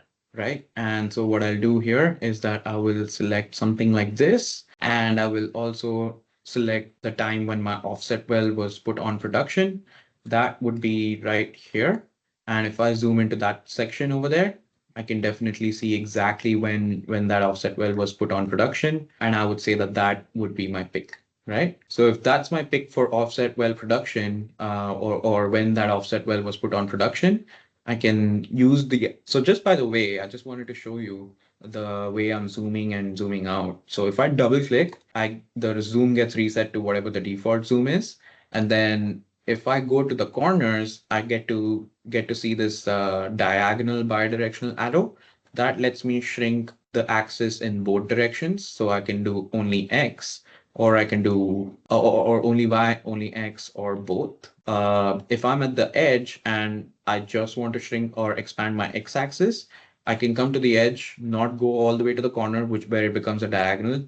I can come to the edge and then I can pull it out, right? And then the same thing over here, and that's what it does. So what I have here is I set up a prior pressure trend. I set up when my offset well was put on production. I'm looking at what my prior pressure trend should have been, and I'm looking at how different my response looks, right? Now what I can show you is that if I use this lowest filter, it basically reduces the noise in the data set, and it basically allows you to compute the DQI or the DPI parameter without actually getting lost in all the noise, right? So for now, I do seem like I have relatively good data to look at. So I'll just switch that off. I'll go with the raw pressures. I will set up the prior pressure trend slightly like that. And if you want to match my parameters, I think you just have to enter 3.41 and 1.07. Those are the parameters we're using for this power law model that we're fitting. And within that, this is the difference that I see, right? Now, if you look at this, these are results of my analytical model using a diffusivity of 100 feet square per second and a K parameter or kappa of about 5, right? So this is completely not fit to this data yet. The data that I'm looking at now is essentially this pressure drop or this pressure change in blue, and the derivative of that pressure change in gray over here. And what I'll do now is I'll basically click this auto fit button, and that does most of the work for me. And that's the end of it. I do have a degree of production interference. I do have my fracture conductivity, and the alpha that I've resolved is about 135.26 feet square per second. And I see that I do have a good match with my pressure data. So I'm looking at delta P and delta P analytical from that model. And I'm also looking at delta P derivative and delta P derivative from that model. So with that, what I get to do is essentially calculate this producing fracture length. And that is basically divided by half of this to calculate this dimensionless interference length. So essentially this producing frac length is about 8 times the half well spacing, and that essentially yields a degree of production interference of 97.61%. So, and that is coming from this equation, and the cloud of gray dots are essentially all the simulation results. So essentially it tracks where the simulation results were in terms of the equation, but it also gives you this empirical equation, right? So we use this empirical equation to calculate, and it basically falls right on that line and right in the cloud of those points. Any questions? Yeah, I do see a few questions. Give me 1 second. I'm just getting back to those. Yeah, Michelle and Saibal, the question is similar. What you're essentially asking is that you're doing a post-production interference test where there is multi-phase flow. How do you calculate Q total? I think I would go with the liquid reservoir rate and or total reservoir rate as my cue here. And this is basically the impulse. So essentially, I don't think it changed my interference or interpretation a whole lot. It would just change my model parameters by a little bit. All right. This is super tight well spacing, correct? Yes, I would imagine that this is super tight well spacing. In any case, it may not be super tight well spacing. It could be the frac program that was in place between these two wells. So essentially, you could have a much longer fractures or highly conductive fractures, which I think 250 is pretty conductive. And so yeah, essentially that's what we're looking at. Oh, okay. So let me just do the auto fit option again. I'll just mess up my results really quickly here. I'll say my diffusivity is 15, which is really low. You see how that analytical model shifted over to the right in terms of the time. And my K, I'll use about 5. Yeah, and that changed the shape, right? And so just to redo the steps, what I'm basically doing is I'm basically clicking this button. Can you see it, Jose? All you need to do is click that, and then that computes the alpha, right? So the key takeaways from the DQI analysis is not just the degree of production interference, but also the fracture conductivity. That's a measure that you can use between well pairs and um, compare which wells are in communication, which wells are not. You can also use the fracture conductivity that you can calculate from the K and alpha, and that is the fracture conductivity, but you can also use the diffusivity in order to see which wells will probably feel the impact of changes in the offset wells first. So those are 2 or 3 main key takeaways from these interference tests. Any questions so far? All right. So what we can do now next is basically jump into the third section, which is the DFIT or diagnostic fracture injection test. And I would recommend that we take a 15-minute break or a 10-minute break, anything that you would prefer. Any suggestions? Yeah, I see another question from Saibal. It says producing frac length is 4,139 feet. That is very high. Is this similar to XF?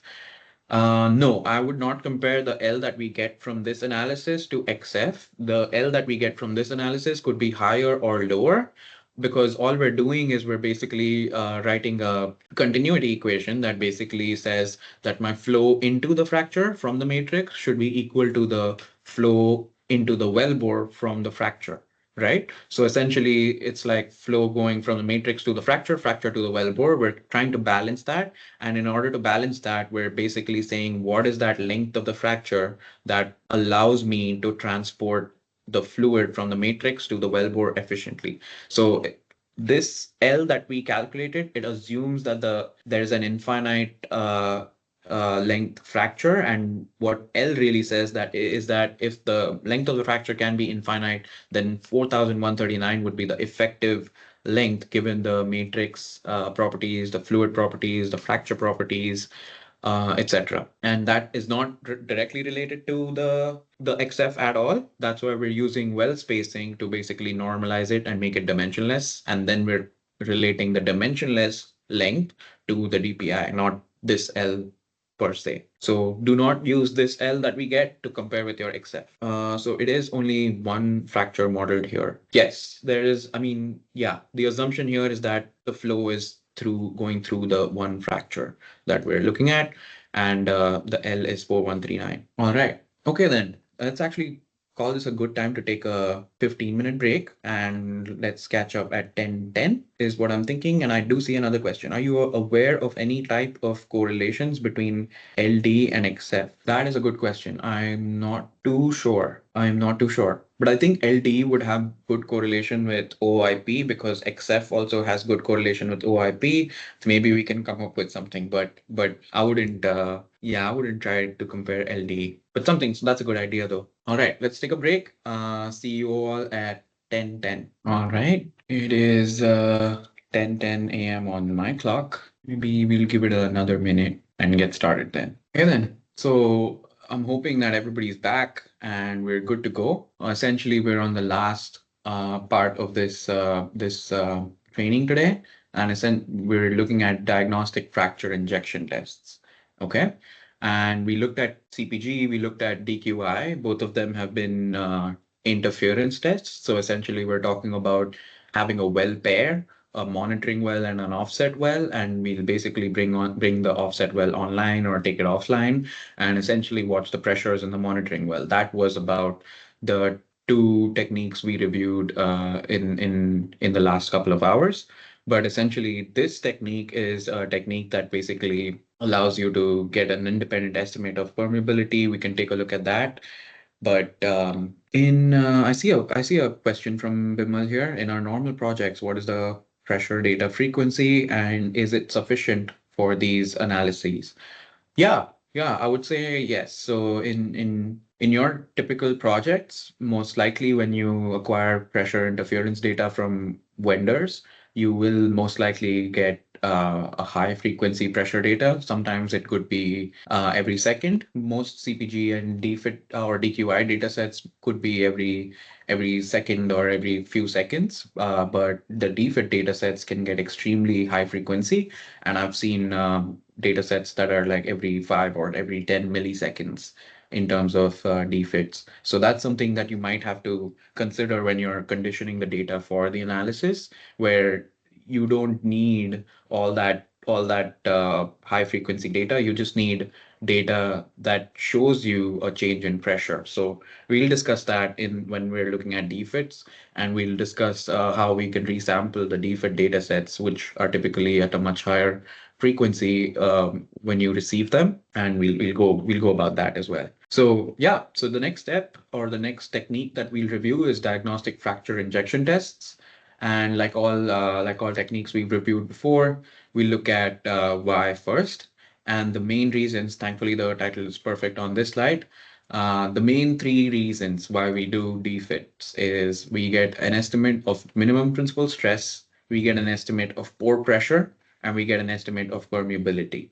And I told you this is not an interference test. So essentially, we're looking at data from one well and one well only, and we're trying to basically create a small fracture, etc. We'll discuss the details in a little bit, but essentially, what this entire analysis, at the end of the day, if you had to walk home with three main things from this analysis, it would be minimum principal stress. That is what lets you design your frac treatments, your pore pressure, that is what indicates depletion, etc., and your permeability. And that is a good set of three problems that I would want to work for. So with that, let me just give you a quick outline of why we need those three things in the first place. So minimum principal stress, we discussed that it basically applies in all phases, like exploration and development for fault seal analysis, etc. For drilling, you want to basically avoid lost circulation and you want to maintain wellbore stability. You don't want to exceed this minimum principal stress or be far under this minimum principal stress. And that's how you basically avoid these problems while drilling. And during completion and production, you want to also estimate the minimum principal stress, because with that you can estimate the net pressure that's acting on the fracture. You can also model hydraulic fracture geometry. You can model long-term sand production, compaction, subsidence, etc. All of those have their roots in knowing what that minimum principal stress is. And there are other ways to measure minimum principal stress, of course, but this is one of those techniques that will give you an in situ measure of that minimum principal stress, right? And then the second thing that we discussed is the pore pressure. So we can use this DFIT technique, diagnostic fracture injection tests, to estimate what that pore pressure could be. And what that does is it characterizes depletion across the field and vertically in all layers, right? And this estimate of pore pressure, it also determines the extent of the drainage and might help you optimize your well spacing as well. The DFIT interpretation procedure is essentially dependent on us getting a good estimate of pore pressure and a good estimate of minimum principal stress.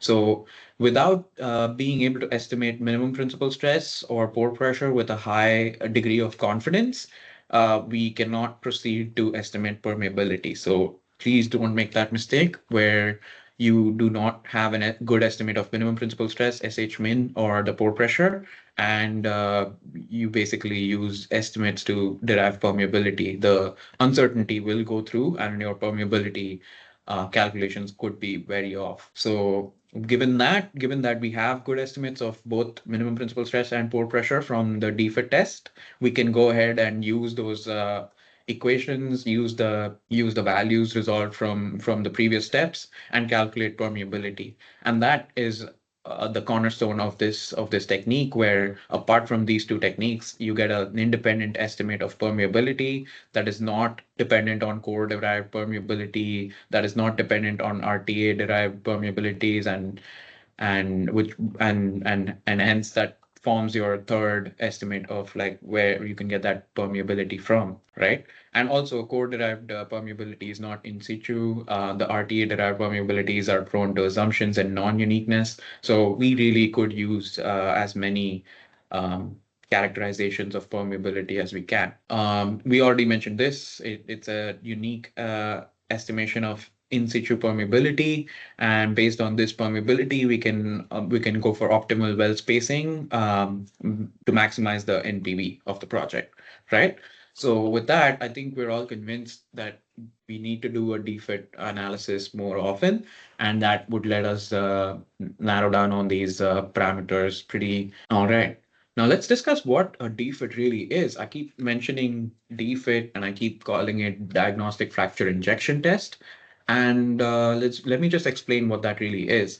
So first of all, when do we do this? We typically do this prior to stimulating a formation volume. So say you drill to the target zone and then you have an open hole and you're essentially trying to stimulate that formation, but essentially just before you go for a full-fledged completion and you frack the well, what you're essentially doing is this DFIT analysis or a DFIT test. And it has an operational component to it where essentially what you're trying to do is you're trying to inject a low volume pure water injection test, and you want to do that at a sufficient rate and pressure, right? And when you do this at a sufficient rate and pressure, you follow this up by a shut-in, and you monitor the pressure fall off during the shut-in, right? And in this whole process of injecting pure water, low volume water into the well, and you're basically creating sufficient rate and pressure. What you're essentially doing is you're basically creating a small fracture, and you're basically monitoring the pressure fall off at the end of that shut in. So once you shut in the well, the volume of fluid that you pumped into the well bore for this test starts leaking off through the fracture. And we're basically looking at the response of the pressures in terms of the pressures after that shut in, right? It costs about 15,000 to 75,000 US dollars, and I might be wrong on that. Happy to have this corrected if you have any good estimates that we can use. But essentially, it depends on the duration of the test and the bottom hole pressure versus surface gauge, etc. So all of these factors, they add to that cost component, and that's what happens. So you see a plot to the left, and I tell you that that is a typical test sequence in DFITs.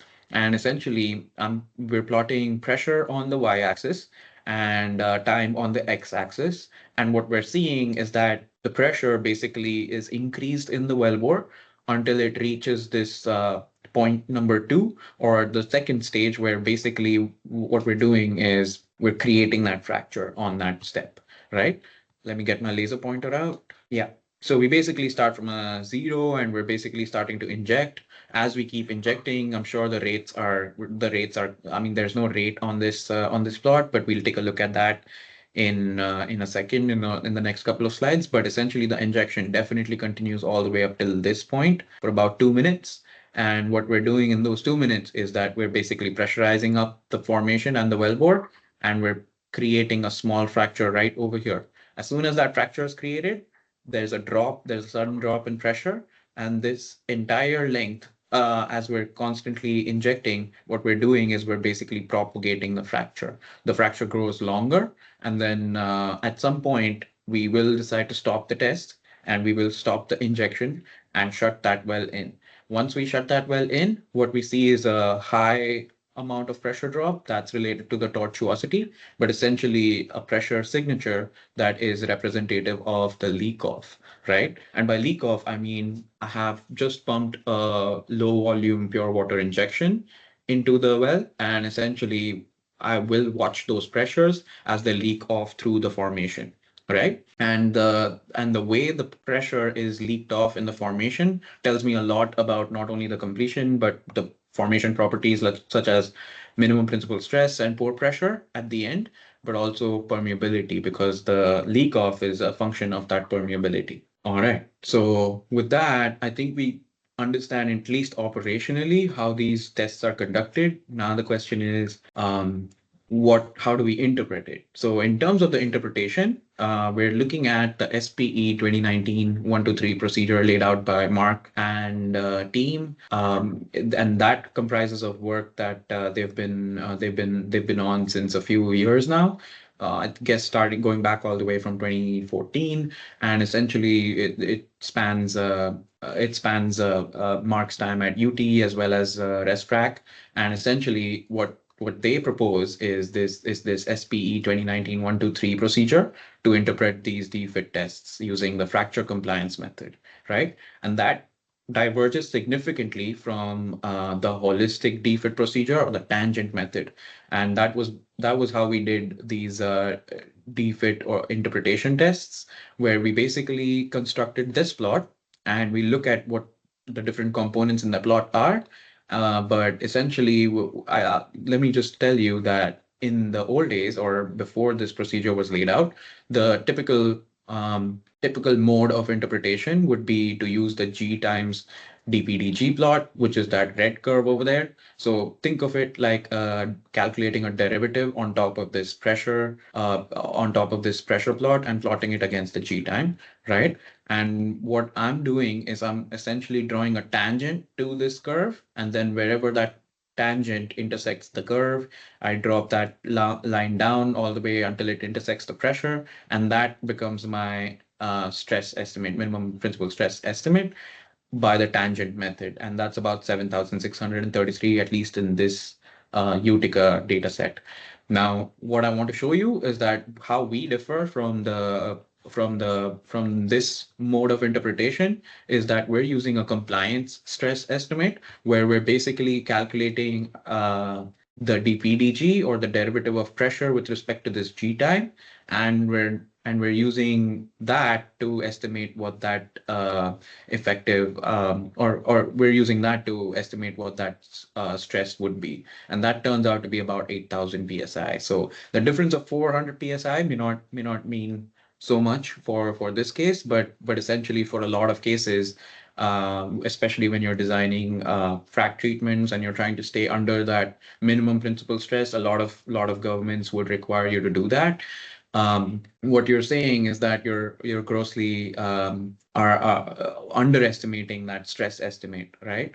And not only that, when you use that underestimated stress estimate to kind of calculate permeability, those could be as high as 10 or 1,000 times, leading to uh, an underestimate of effective fracture length. So it's a circular problem, right? So if your first step is wrong, your third step is wrong, and since your third step is wrong, your first step is definitely wrong. So it's somewhat like that, and essentially this SPE 2019 123 procedure is essentially a digression away from this technique, because this technique is proven by simulation, by math, and by models that it doesn't work. It actually does underestimate the stress, and it does overestimate the permeability that can yield widely different well spacing decisions than you would have otherwise, and that could lead to a reduction in the NPV. But essentially, what we're doing is we're returning to an older classical method of stress estimation, stuff that we did in the 80s, but we stopped doing so in the recent past. We moved on to this tangent stress estimate method, and and that is what basically We're basically going back to the older method, which has basis in some of Nolte's original papers. And what we're doing is that we're, at least in Whitson, we're focusing only on the new method of doing so. this old method is in the backlog, but I don't know if we would be if there is any interest to actually analyze DFITs this way again. But essentially, what we'll be doing is an interpretation on a plot like this, and I'm giving you a glimpse of what that interpretation looks like. This is from Mark. He basically outlines the plot, and what I've done is I've basically overlaid the different interpretation steps on top of this, and I'm trying to explain what the different pieces of this plot are, and we'll get to that in the next couple of slides, and I'll talk more in detail about that. But I wanted to use this slide to basically explain that there is another method to do this. That may not be the best method to do this, specifically because it was also used for more conventional high permeability formations, while the DFITs that we're doing today are into much lower permeability, tight unconventionals, and the math or the physics just doesn't translate really well. And so if you were in a different part of the world where you're looking at conventional wells, high permeability rocks, maybe this method would yield the same results as other methods. But in unconventional wells, especially with low permeability, less than 10 microdarcies, we're talking about gross underestimation of stress, etc. So we highly recommend using the new procedure laid out by Mark and folks over there. So yeah, that's what I'll be discussing in the next few slides. So I wanted to just talk you through the different plots that we're going to use, and we'll go through each one of them, and then of course we'll basically do this on the software, so you'll see it right then and there on what we're doing and why. But essentially, the first plot that we should all look at is a plot of pressure and rate versus time, as we're used to, right? So we're looking at bottom hole pressure on the y-axis and the rate also on the y-axis. The points in blue are my rate, and you can see how basically this initial portion seems like a wellbore test where we're not really creating a fracture. We're basically testing the wellbore and basically calculating the wellbore storage. We can also see this little hump, which is basically the pressurization and fracture creation. And then you see this part where we shut in. You can see the rates go down to zero, and then you can see the pressure trend after that shut in, and we have a long enough duration of the shut in to in order to see this post shut in late time transient, right? So that's what we're dealing with. We're dealing with few rates and total rate data, and we're also dealing with pressures, and we're looking at this at an extended length of time to see what that tells us, what that shut-in tells us. So that's step one. Now, step two, what we do is we basically take that shut-in time and we basically plot the bottom hole pressure from that shut-in time all the way out until the end of the test. And what we're doing here is that we're plotting it against G time, right? Now, what we need to do is we need to also calculate the derivative of that pressure with respect to G time. And we also need to calculate the G times dPdG, right? So the plot, the line in blue represents the G times dPdG. This is what would have been used in the tangent method of stress estimation, where you'll just put a line here at the origin, and then you would let that line intersect this plot at the point, or be a tangent to this plot at the point where it can from the origin, and then that would essentially be the stress estimate. But for us, what we'll be doing is we'll be using the dPdG, or the orange points over here, where you see that slight S shape, to basically compute the pressure or the pore pressure, minimum principal stress, and permeability. Okay, and we'll talk about the G function and the G time in the next few slides. But essentially, think of it as a superposition time function that we use for DFIT, right? This G time is actually scales similar to the square root of time equation. So essentially, that's why it also has units in seconds. So essentially, we're looking at a plot of pressure versus G time and the derivative of that pressure with respect to G time, right? And we'll talk more about that. So the idea here is that I want you to be familiar with the plots so that we are not discussing something that is not introduced, right?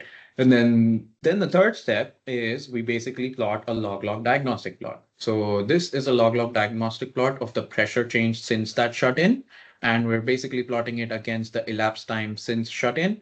And what we're doing is that we're plotting that pressure and calculating the derivative, the well test derivative. And you see that essentially, right, as soon as you shut in, your pressure might have slight fluctuations, and that those fluctuations can be attributed to a water hammer effect. So I would recommend you to ignore that part of the data. But what we're curious about over here in this plot is this late time transient, right? So the idea here is that you want to analyze this late time transient so that you're basically looking at the flow regime that the leak off is in. That leak off, you can, since you have the well test derivative over here, the dp by d log of natural number t, what you're essentially doing is you can place your slope lines over here, and a unit slope represents radial flow, and a half slope represents linear flow, right? So you want to look for one of these two slopes in your late time transients. So we'll discuss that in more detail when we get to that part. But essentially, that's why we need this plot. We need a plot of a log-log plot of the pressure change with respect to time since shut-in, and then the derivative there tells us the flow regime in which the leak off is occurring. Right now, once we do that, we do have a post-closure transient. So essentially, what we're looking at is that if I took that late time data that is in linear flow or radial flow, and I plot it against the time function that against a particular time function, let's just say that. So for linear flow, if I see linear flow, then I will plot that pressure against the inverse square root of time. And if I see radial flow, I'm going to plot this against the inverse of time. But what I'm trying to do is by using an inverse, I'm basically tracking the pressure change as it goes, as I continue the test. And the idea here is that if I let the test run to infinity, then these pressures should basically keep plotting themselves on the same linear line until the zero over here, x equal to zero, represents time going to infinity. And so essentially what we're doing is that we want to extrapolate this plot to get that pore pressure. So we looked at four plots. One is just the input raw rates and pressures that we'll use to calculate certain parameters such as wellbore storage, such as total volume that was injected, etc. We'll use the pressure and its derivative versus the G function or H function plot to basically calculate the minimum principal stress. Then we look at the pressure difference and its well test derivative to see if we have any late time after closure transients. And then the last step is if we do see after closure transients, we need to be able to validate that after closure transient with a particular time function to give me my pore pressure. Okay, it seems a little complicated, but I think in the workflow, it'll be much, much, much easier when we start doing it on the software. So now I've been talking a lot about G functions, H function, what the theoretical background behind these behind DFITs can be boiled down to three main components, right? The first component is the fact that we are recognizing that Carter leak off is a real concept, where basically what it really says is that it basically says that the pressure in the fracture during the leak off, it's directly proportional to the leak off coefficient. So the net pressure that you have in the fracture is the driving force behind how much leak off you have. And essentially, it assumes that the pressure in the fracture is constant, but the G function and H function differ in terms of how they treat this Carter leak off, right? So, and we'll discuss that in the next slide. But essentially, knowing that we're using that underlying principle, we know that we can set up a G function and H function such that they are superposition time functions for DFITs, and they can be used to estimate SH min or the minimum principal stress. And then once we do those two activities, we know that there can also be a potential for late time impulse flow solutions. So what we're looking at is that we're looking at late time data after the fracture closure to estimate the pore pressure, right? And with that, let me actually jump into G function and H function, and then maybe we'll discuss the rest as we go along, right? So the G function and the H function, those are two different time functions, superposition times that are used in diagnostic fracture injection tests to basically plot pressures, right? So the right on top here, the equations that you see are the equations for leak off coefficient and the leak off volume. So VLS represents the amount of fluid that has leaked off since delta T, which is time elapsed since shut in, right? And that can be related to the fracture area, the coefficient, leak off coefficient, the duration of injection, and the G time. And similarly, it can also be related to the H time, right? So what we're seeing is that we can write the leak off volume in terms of the G time and the H time. But where is that difference? So the difference is that the G function is actually controlled by Carter Leakoff. It assumes a constant fracture pressure. And so that's why you do not see any pressure related terms in the G time calculation. So you're basically taking the time, real time that you have elapsed since the shut-in, and you're calculating the G time for each one of those times. And the way you do that is by using this equation, right? And in this equation, the TE represents the injection duration. So you're basically setting the G time up like so. And then the H function, it accounts for that deviation from Carter-Leakoff and declining fracture pressure. The assumption here is that while the well is leaking off fluids, the pressure in the fracture remains constant for the Carter-Leakoff, while the H function takes into account that Carter Leakoff assumes a constant fracture pressure, but the H function does not use a constant fracture pressure. Instead, it convolves that leak off along with the pressure changes at every time. So that's why what you see here is that the H function, in order to calculate the H time at every time since shut in, you need to have pressures, and you're basically convolving those pressures along the time. And so it uses a time convolutional integral. It's of a one-dimensional constant pressure solution, and that's how it tries to estimate permeability with a lot more accuracy, right? The second thing is that the dPdG is still useful.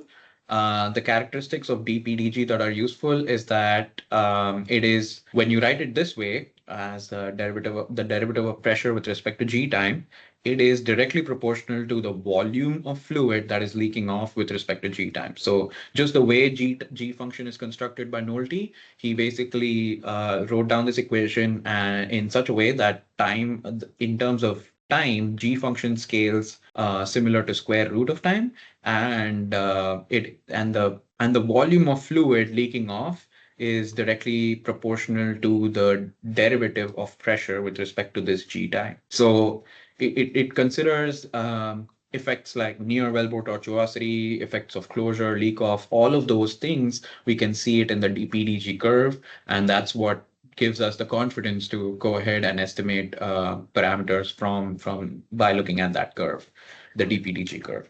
Now, the minimum dPdG may still be elevated due to near wellbore tortuosity, and I'll explain that in a little bit. But essentially, what I mean is that we're looking for the minimum dPdG, and sometimes there could be so much near wellbore tortuosity that the minimum dPdG that we're after is not really easy to pick. Okay, let's just say that. And then what the H function does is that since it considers that the pressures could be different at different times, and that's why it uses this convolution integral. So we're not bothered by the change in pressures. It's more accurate. And it also allows for the construction of relative stiffness plots for contact pressure. So we use the dPdG and get that minimum dPdG to establish what the contact pressure could be. But in times when it's really hard to pick what that minimum DPDG could be, we can go for calculating the H function. And then once we calculate the H function, we can calculate the relative stiffness plots. And essentially, it's like an elbow plot that gives you the contact pressure for the formation wherever you see that elbow in that plot. And I can talk about this a little more later. But essentially, that's the main difference between the G function and an H function, right? And now I wanted to just, while we're still on the slides, I wanted to just show you what I'm looking at when I'm looking at a pressure versus G function plot. And what I have on this plot is pressures plotted on the y-axis, G function, or the G time is plotted on the x-axis. Okay. So now the pressure is actually this curve over here. I don't know if you can see it, but it's plotted in gray. And those are my actual pressures, right? You can see it kind of starting off really high over here, almost around 12,000 psi, and it basically drops off all the way up to 8,500 psi, and then it has this slightly linearity or straight line behavior right in the middle. And then after that point, it deviates from that linearity and starts dropping again. And you have this part, which is basically the transient after closure. What do I mean by closure, right? So I told you that the dPdG is essentially proportional to the volume of fluid that is leaked off from the fracture. So when I plot the derivative of this pressure, the black line, with respect to the G function or the G time, what I get is the red line over here. So if you can see the red line, it has a typical shape. So this shape is not by accident. It has a typical shape because there are physical processes happening when you create that fracture. So let me outline that in a step-by-step fashion. So from the left, what we're looking at in this box over here is that my pressures are declining really fast and my G time is also declining, or my dPdG is also declining really fast. So essentially, what I'm saying is that I might have ended my shut-in at a much higher pressure at 12,000 psi, but within the first 15 seconds or 20 seconds, I might see how that entire pressure dissipates. And that is a sign of severe near wellbore tortuosity. You see, when I have vertical wells, I might have lesser tortuosity, but when I have horizontal wells, these fractures are bending and twisting and trying to align themselves to the stress planes. And so what you might have is a huge amount of pressure being spent in overcoming this tortuosity, right? So when I shut the well in at 12,000 psi injection pressure, what I'm actually seeing is that in the very next few seconds or so, I can see my pressures dissipate in the wellbore pretty quickly. And these pressures are basically the pressures, the elevated pressures due to that tortuosity. And because of this drop in pressure, my dPdG drops really quickly as well, right? But can it drop forever? No, not really. Mainly because you would expect it to keep dropping and just go like that. But since there are actual physical processes like fracture closure, that is not how it behaves sometimes or most times. Um, Most times, or at least in the most ideal times, what you should see is this S shape in this dPdG curve, right? And what that S shape indicates is this transition from a state of severe near wellbore tortuosity to the lowest amount of leak off that you can see. And then the leak off starts increasing as the fracture starts closing upon us. And once these fractures or this fracture is closed, what you see is that the dPdG is elevated, and this dPdG then, once that fracture is closed completely, you'll see it leak off. And so that's maybe the tenet of what we're doing here, where we're basically not saying that when the fracture is closed, there is no more fluid flow.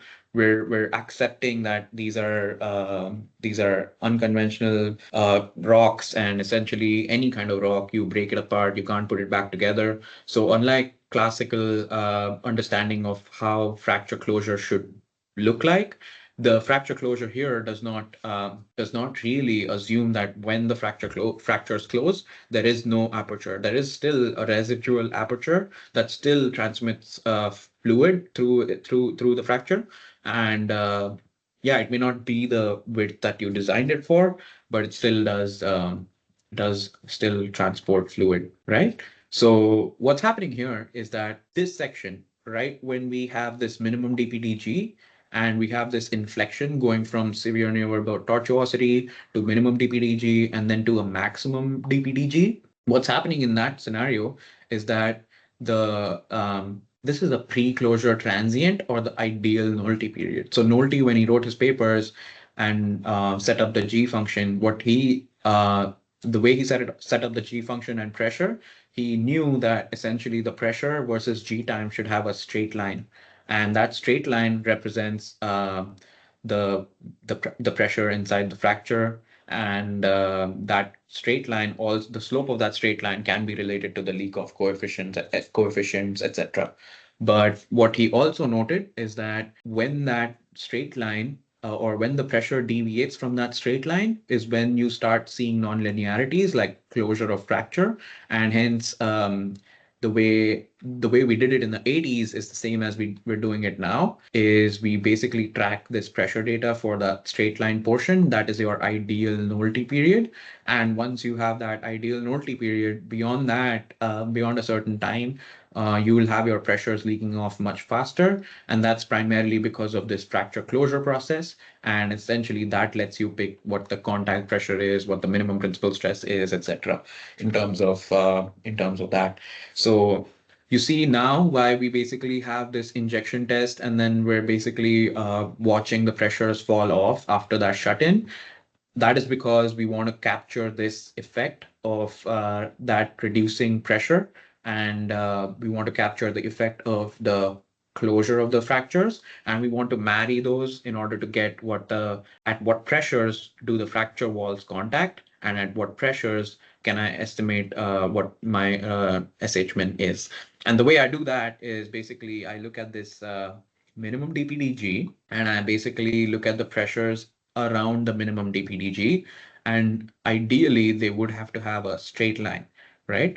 Now, once I have that straight line, I can extrapolate that straight line all the way to y-axis, and that is my effective shut-in pressure. What I'm coming off of when I start the shut-in is the instantaneous shut-in pressure, but what I really have in the wellbore, right, in the fractures, is this effective shut-in pressure, not the instantaneous shut-in pressure, right? And then I can assume that once my DPDG goes 10% above this minimum DPDG, that I can assume that my fracture walls have begun closing in, and they're closed now, such that that becomes my contact pressure. So I take my minimum DPDG, I go 10% beyond where the DPDG increases by 10% from this minimum, and within there, I'll basically see where my line intersects with the pressure, and that becomes my contact pressure, right? That's the pressure at which my fracture walls come into contact. And this essentially heuristically, it's been given by Mark that the minimum principal stress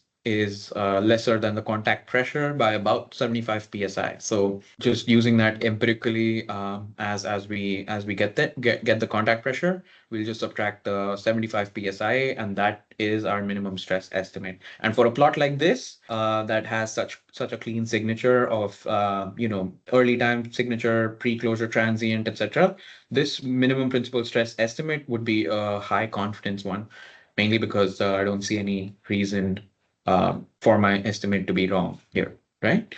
Now, the second thing that we did not discuss is what happens here. So at this point, going from minimum to maximum, what's happening is the fracture walls are closing in.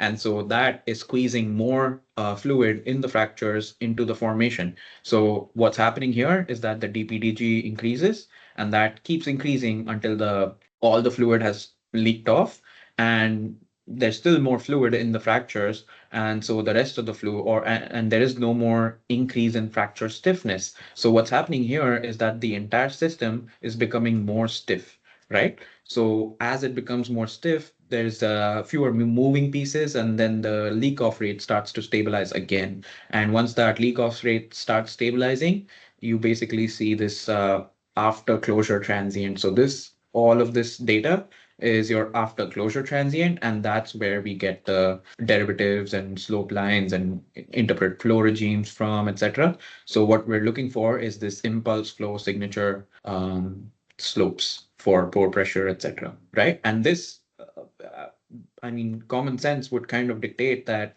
if I injected some volume of liquid, that volume of liquid has to leak off through the fracture. And eventually, the idea is that if I let this test continue to infinite time, it should all go back to the pore pressure. And that's how we estimate pore pressure from this part of the data.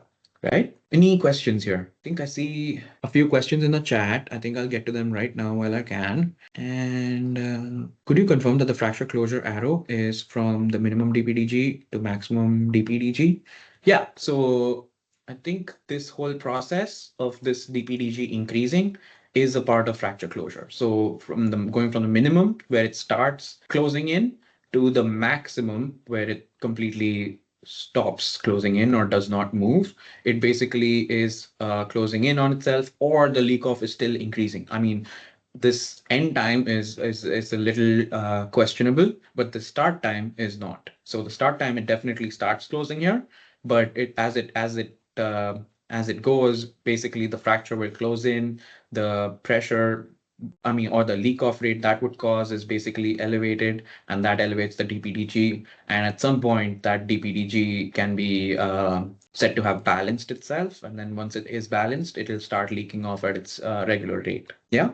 And then there was another question that said, what is the 10% delta from the minimum derived from? Yeah, yeah. I think I used to remember, but I'll go back to my papers and I'll let you know. I think it is associated to 90% of the fracture walls in being in contact or something like that. But essentially, this is the point where they start, and then we're just adding 10% in order to say that, hey, we assume that you know 90% of the walls have started collapsing or something like that. 90% of the length. I'll just check and get back to you. I don't want to confuse you at this point, but just empirically, it's kind of like taking that minimum DPDG and then going up about 10% to get that contact pressure. Right. If there are no questions, I'll move on to the next slide. Any questions? Awesome. Yeah, well, we discussed how to interpret the pre-closure part of the transient. Now let's look at the post-closure part of the transient. And by that, I mean, let's look at this part of the data and what that can tell us, right? Now, if I plotted that data and I plotted the derivative of that data with respect to time, that's your well-test plot, well-test diagnostic plot. And essentially what you're looking at is you're looking for after closure transients. What you're looking for is a linear flow or a radial flow, and linear flow will present itself as a negative half slope, as you can see in this plot. And then the impulse radial flow is given by this negative unit slope, right? And this is kind of rare. It's kind of seen very rarely in such tight unconventionals, but some gas wells may yield you to believe that you are looking at a radial flow plot. But I think the literature says that we need to be careful because these gas wells do exhibit a false radial signature that may not actually yield a good estimate of pore pressure, right? So with those caveats, as long as we can identify a after closure transient, and where we can reliably say that it's linear flow or radial flow, we should be able to plot it in a specialized plot for that flow regime, right? So the specialized plot for that flow regime, linear flow, is plotting bottom hole pressure versus the inverse square root of time. And for radial flow, it is plotting that bottom hole pressure versus the inverse of time, right? And as soon as I take an inverse of time, what happens is that my points to the left are actually later in time than points to the right, right? So what I'm looking at here is basically I'm looking at the last portion of the test data, which is basically this data. And I'm saying that if I extrapolated this to time equal to infinity, that has to be my pore pressure. So that's where we have this part of the workflow where once you plot it in your specialized plot, you can extrapolate the points all the way back to the y-axis. And so what that trend tells you is what the bottom hole pressure would have been if you let that shut-in continue forever. So that gives you an estimate of pore pressure, and that's how we basically estimate pore pressure. So we basically plot the data in the identified section against the appropriate time function, and then we extrapolate to get the pore pressure. And you can also use these transients to estimate permeability. And why is that? So if I have linear flow, I do have a slope here. That slope I know I can relate to the a square root k. So that's my estimate of post-closure permeability. So if I know my A being area of the fracture, I have to make some assumptions on the fracture geometry, etc. But assuming I can get a handle on A, I can get a handle on the permeability. Same way, same technique for the radial flow. For radial flow, what we get from the slope of this extrapolation is the k times h, which is essentially the a root k equivalent for radial flow, right? So here we don't have here we basically will get a k times h, and then assuming I have a formation thickness or something like that, or geometry assumption there that basically tells me what the h is, I can easily get to a permeability. So both of this data set, both of these data sets, if you let your well be shut in for long enough duration, you should be able to see a post-closure transient, and that transient should be able to display some flow regimes. And then once you've locked in on a flow regime, you can use the specialized plot to get the pore pressure and permeability. All right, and with that, basically we come to the last step where it's the hardest thing to do, but also it's the easiest thing to do if you know what you're doing. So let me just try to lay it out in three steps again. So what we're trying to do is we're trying to estimate permeability. So step one, we need to pick the data and equations we want to work with. We talked a lot about pre-closure, what you can do with pre-closure data, we can do with post-closure data, and each method has its own set of equations. So we'll basically pick whether we're going to rely on pre-closure methods and use the g function or h function to get all three parameters: stress, pore pressure, minimum principal stress, or we go for post-closure methods and we look at the late time data and we look at impulse radial or impulse linear flow. And essentially with those choices made, what we next need to assume is a fracture geometry. And so I can have a radial fracture, which is typically common because it's really hard to estimate what the frac height could be for such a small injection test and, unknown parameters. But essentially, I can have an assumption of a radial fracture or a PKN fracture. And the reason why I need to assume the geometry is because the fracture stiffness considers the geometry that is being used, and accordingly, the equations resolve all the other parameters like leak-off rates and leak-off coefficients and permeability. And then the last step is that once I have all of these parameters locked down, at least in terms of the input, what we do is we write a mass balance equation at three different points. And essentially, what is the mass balance equation for a DFIT test, you think? It's basically the amount of volume you injected into the wellbore for this test has to match the amount of volume that is lost to wellbore storage, right? Some of it is. And then some of that volume is leaked off into the formation. And then the rest of that volume has to be in the fracture. There's only three ways in which this can go. So essentially, what we're trying to do is we're trying to write that equation such that we're balancing what we're putting in versus what's coming out.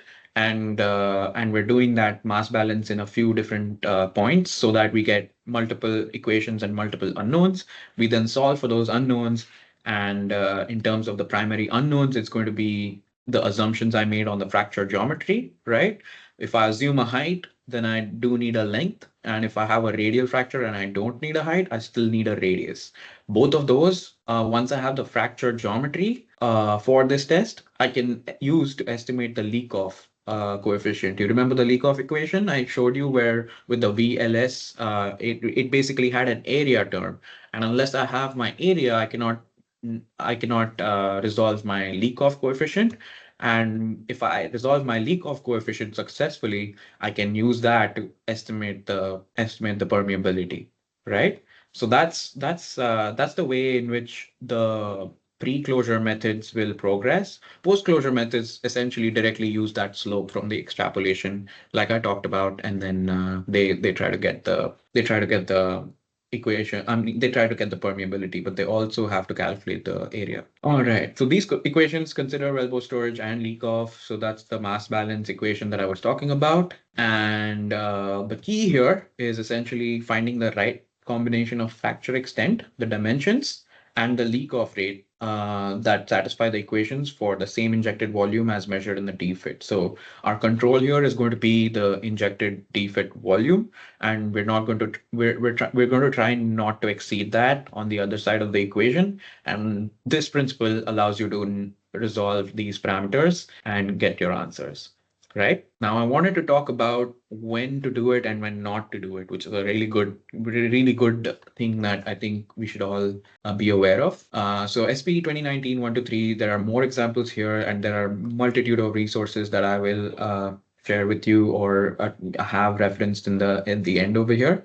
But essentially, there's a whole lot of tests on different kinds of wells, different areas, and different pitfalls that the team has gone through. And I just wanted to review that really quickly over here. So what you're looking at is the difference between vertical wells and horizontal wells on the top to the on the plots on top, and then what a good response looks like and what a bad response looks like at the plot in the plots to the bottom, right?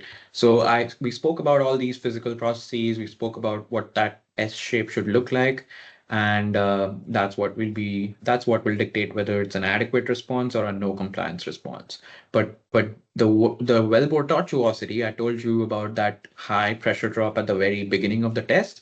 It's basically related to how tortuous the wellbore is, and your horizontal wells will obviously see a much higher drop in pressures compared to the vertical wells. The vertical wells have a slight drop in pressure, but not all that much. You can clearly see the ideal nullity period over here. You can see that deviation from ideality over here. You can see how that peak also coincides, and essentially you then start leaking off into the formation, and all the fracture walls are closed. But for this one, you see how that high wellbore tortuosity basically elevates this DPDG, and the minimum DPDG, it could be much lower, but essentially it could be masked by the near wellbore tortuosity, right? So for example, I heard a really good example. So if your wellbore tortuosity is high enough that it takes about 5 minutes for those pressures to dissipate, but your fractures close much before that, right? What do you think would happen? There would be two forces acting on this DPDG curve. The DPDG would be coming down due to the reduction in pressure and reduction in the tortuosity effect. But as the fractures start closing, they elevate the DPDG, and so it wants to kick up. So in a free body diagram, I have two opposing forces. What that does is that it elevates this minimum point that I'm really looking for. And if it elevates that point that I'm really looking for, then the 10% beyond that would be elevated, and then my fracture contact pressure, etc., the net pressure might be slightly off. And then I have another plot over here, another set of plots over here. And what they talk about is adequate versus no compliance response. The plot we were looking at when I was explaining the different pieces was the most ideal response. I think I cry when I see tests like that. But honestly, in reality, a lot of cases, you might have a conflicting effect between storage and leak off. And then the net result always depends on the permeability. And so you see how this one does have that slight S shape, but it's not a great S shape or something like this, you know? And the other thing is that sometimes you may have barely an S shape. It might just be an inflection point, and that also counts for an adequate response. But that being said, if there's no inflection point, there's no S shape, and the DPDG monotonically reduces or decreases like that, then I would be concerned, because that may mean my closure definitely occurred very early. So that is a classic signature of a rapid closure response. The other reasons why it could happen is that, again, like I mentioned, if the DPDG is elevated or the near wellbore tortuosity is high, that might be it. Or sometimes it's just a bad test. And so you might have pre-open fractures, and because of which you did not inject into it right or something like that. But essentially, you could have a response or a test that looks like this, and on the DPDG plot, you cannot reliably pick a minimum. I would recommend not proceeding with tests like that, or trying to analyze tests like that. What you can still do is definitely use the post-closure transients, but you just cannot use the pre-closure work for calculating these parameters. But yeah, that's pretty much all the content I had for this slide. And now I wanted to really show you this cheat sheet, right? I spoke about when you should and when you shouldn't. The ideal person to listen to when it comes to when you should and shouldn't should be Mark. And yeah, he laid out this beautiful cheat sheet where he basically says, if I have four cases where I have closure interpretation is we have a clear contact point, which means that beautiful S shape. The adequate contact point really means the slight inflection or barely an inflection. But if there is no contact point and if there is rapid closure, right? In all three cases, in all four cases, what you're seeing is that you're seeing various post-closure interpretations, and essentially it tells you how to get to the stress estimate. If you have a clear contact point, your minimum DPDG will give you the stress estimate. If you have a good post-closure signature, the post-closure extrapolation will yield an estimate of pore pressure, right? And the permeability estimate is basically dependent on whether you have a good estimate of these two. So essentially, when you have none on this, permeability is obviously none on that. And again, if you can't estimate pore pressure, you cannot estimate permeability. So there are a few cases where you can, and in those cases, what Mark's study into 62 other different DFIT, 62 different DFITs also suggests is that you should ideally use post-closure estimates. Number one, they're tighter around what the actual permeability is. And then you should also use the H function methods wherever you can, primarily because they account for the pressure change in the fracture during Carter-Lee curve. They also account for it's a 2-point estimate. You're not just picking one minimum DPDG, you're actually picking 2 points from two plots, and that lets you have a higher degree of confidence. And then the third thing he mentioned is that even if you were to do all of this analysis and go to the end and get your pre-closure permeability estimate using the H function or the G function, it still has to be corrected based on empirical observations. So his observations are that if I use the H function, ideally the perm that I get has to be divided by 1.5, because that's just because how H function is tighter around the actual permeability compared to the G function. The G function, if I use the G function, I have to divide the permeability that I get by 2.5. And these are important steps which you may take with a pinch of salt, but they still exist. That's the recommendation out there, that H function permeabilities have to be divided by 1.5 because the H function is tighter around what the actual permeability is, and the G function estimates have to be divided by 2.5. And that is it, actually. The main takeaways that I'd just like to leave it here is basically it provides an estimate of minimum principal stress. It gives you pore pressure, and we use DPDG instead of G times DPDG. It's a great technique to estimate permeability independently from RTA-derived A root K. So everybody wondering about the non-uniqueness problem in RTA, it's a really good tool to basically at least bound your estimates on permeability. And then don't use the tangent method is basically, long story short of this third bullet point over here. It results in suboptimal well spacing design and reduction of NPV. And from some of the talks that I heard, the tangent method is also not really done anywhere outside of the petroleum industry. So it's a good thing to go back to the old ways, I guess. So only good or adequate indication of compliance responses can be used for permeability estimation. And some of the reasons that could cause monotonic DPDG or a bad response is rapid or instant closure, severe wellbore tortuosity. If there are natural fractures, yes, you may never see the actual fracture that you created close up. If there are operational issues, etc., the interpretation can be relatively uncertain, and we should not probably estimate permeability, right? Yeah. So again, another a couple of pitfalls. If you're comparing, should I use pre-closure or post-closure permeability estimate? I would recommend using the post-closure permeability estimate. It's lesser and it's more reliable and can be directly plugged into reservoir engineering calculations, while the pre-closure permeability might be higher. And that's primarily because of this reliance on the DPDG peak, and that could be elevated. So that's something to consider. And then analyzing permeability from false radial flow regimes, especially gas shales, might lead to an overestimate as well. So that's something you might want to steer clear of. So what you're looking for is a linear impulse flow and then maybe a radial flow, but not directly a radial flow. So that's my key takeaway on that. And more references. And there are so many good references that you should probably go back to. One of them is the Whitson webinar Mark did with us earlier last year. And essentially that goes over all of this and more. And then this is a slide that I got from Mark himself. These are his favorite resources that I agree with it.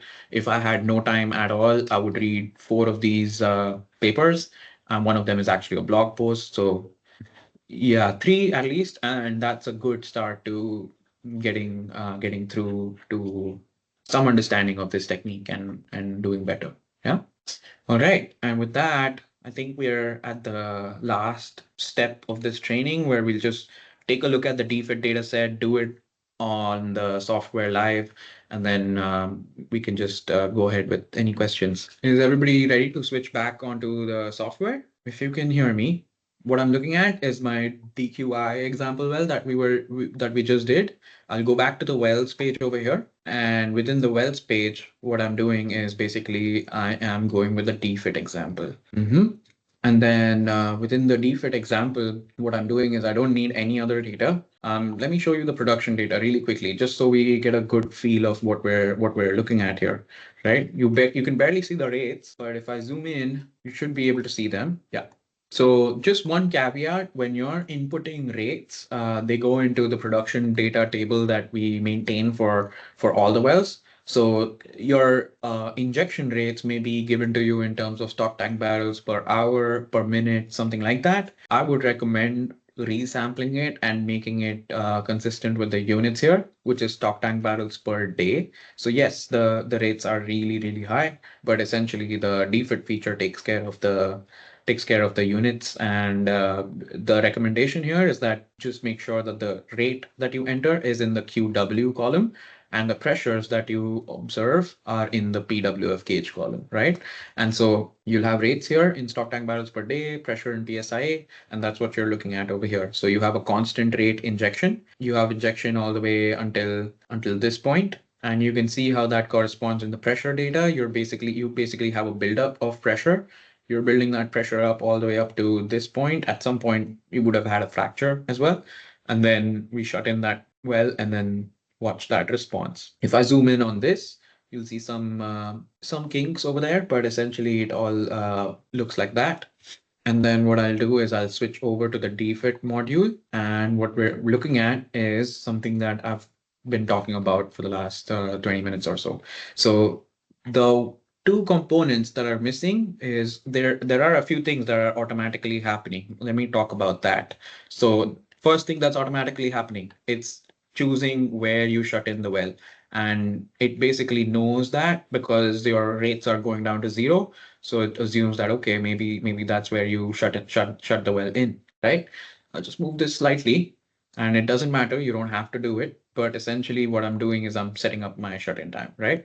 And from there, what it picks is my literal shut-in pressure, instantaneous shut-in pressure. So if I look at this value over here, it will be close to whatever I have over here, 10,475. Oh, 10,745. That's where I'm going to start or start my test. And once I've started that test, my initial pressure is this one. My injected volume total is it's basically accumulating all of these water injection rates. Note that the water injection rate is now converted to stock tank barrels per hour, which makes more sense. We're looking at 300 stock tank barrels per hour, and that's the volume we've injected. Okay. The third thing is that we need a characteristic rate. What do you do if you have a multi-rate test? Ideally, you should not have a multi-rate test. Ideally, you should go jump directly onto that rate that at which you want to inject. Using a multi-rate test creates like additional inconveniences. Maybe you opened up other fractures, maybe you created multiple fractures, etc. But essentially using one singular rate and using that as the characteristic rate, or using whatever you have as the maximum sustained rate for the longest period, use that as a characteristic rate, right? Now, what that does is basically it uses the injection volume and the characteristic rate to calculate the injection duration. And this is the TE term. That is what is required to calculate the DPDG curve. So if I change this, make this 250, you'll see my injection duration change. My DPDG would change because my G function or my G time has changed, right? So I'll just switch that back over to what it was, right? My injection duration looks like that. And now for my wellbore storage coefficient. So that is something you can select by switching the plot over here to wellbore storage. And what I'm doing here is I'm basically plotting pressure versus cumulative volume of water. And I'm basically letting the slope of this line dictate what my wellbore storage coefficient is in stock tank barrels per PSI. Okay. So that's my wellbore storage, and it is about 0.014 stock tank barrels per PSIA. And the next step I need to do is work with this plot. But before I do that, I just wanted to show you some of the inputs, right? So the inputs over here are four of them: G time radial, G time PKN, H time radial, and H time PKN. I told you there are two steps. First step is we select G time or H time. Second step is we select the fracture geometry. So four of these options from those choices are G time radial, G time PKN, H time radial, H time PKN. So for now, I'll just go with H time radial, which is the default and is also recommended. And in my post-closure methods, I'll just leave that as is. This is the default Young's modulus of the rock, the portions ratio of the rock. This is the fluid viscosity. Can we enter 0.3 over there? And this is the initial total compressibility. So this would be in terms of 1e minus 6 per psia, it would be 13. And that is the two inputs that I did need, and I also need a porosity. So my section over here is complete. My analysis is not. So let me just go back here and show you the two steps that I need. So H time radial, we need two things. One is the selection of the minimum DPDG. So let me move this and drop it where I have my minimum DPDG.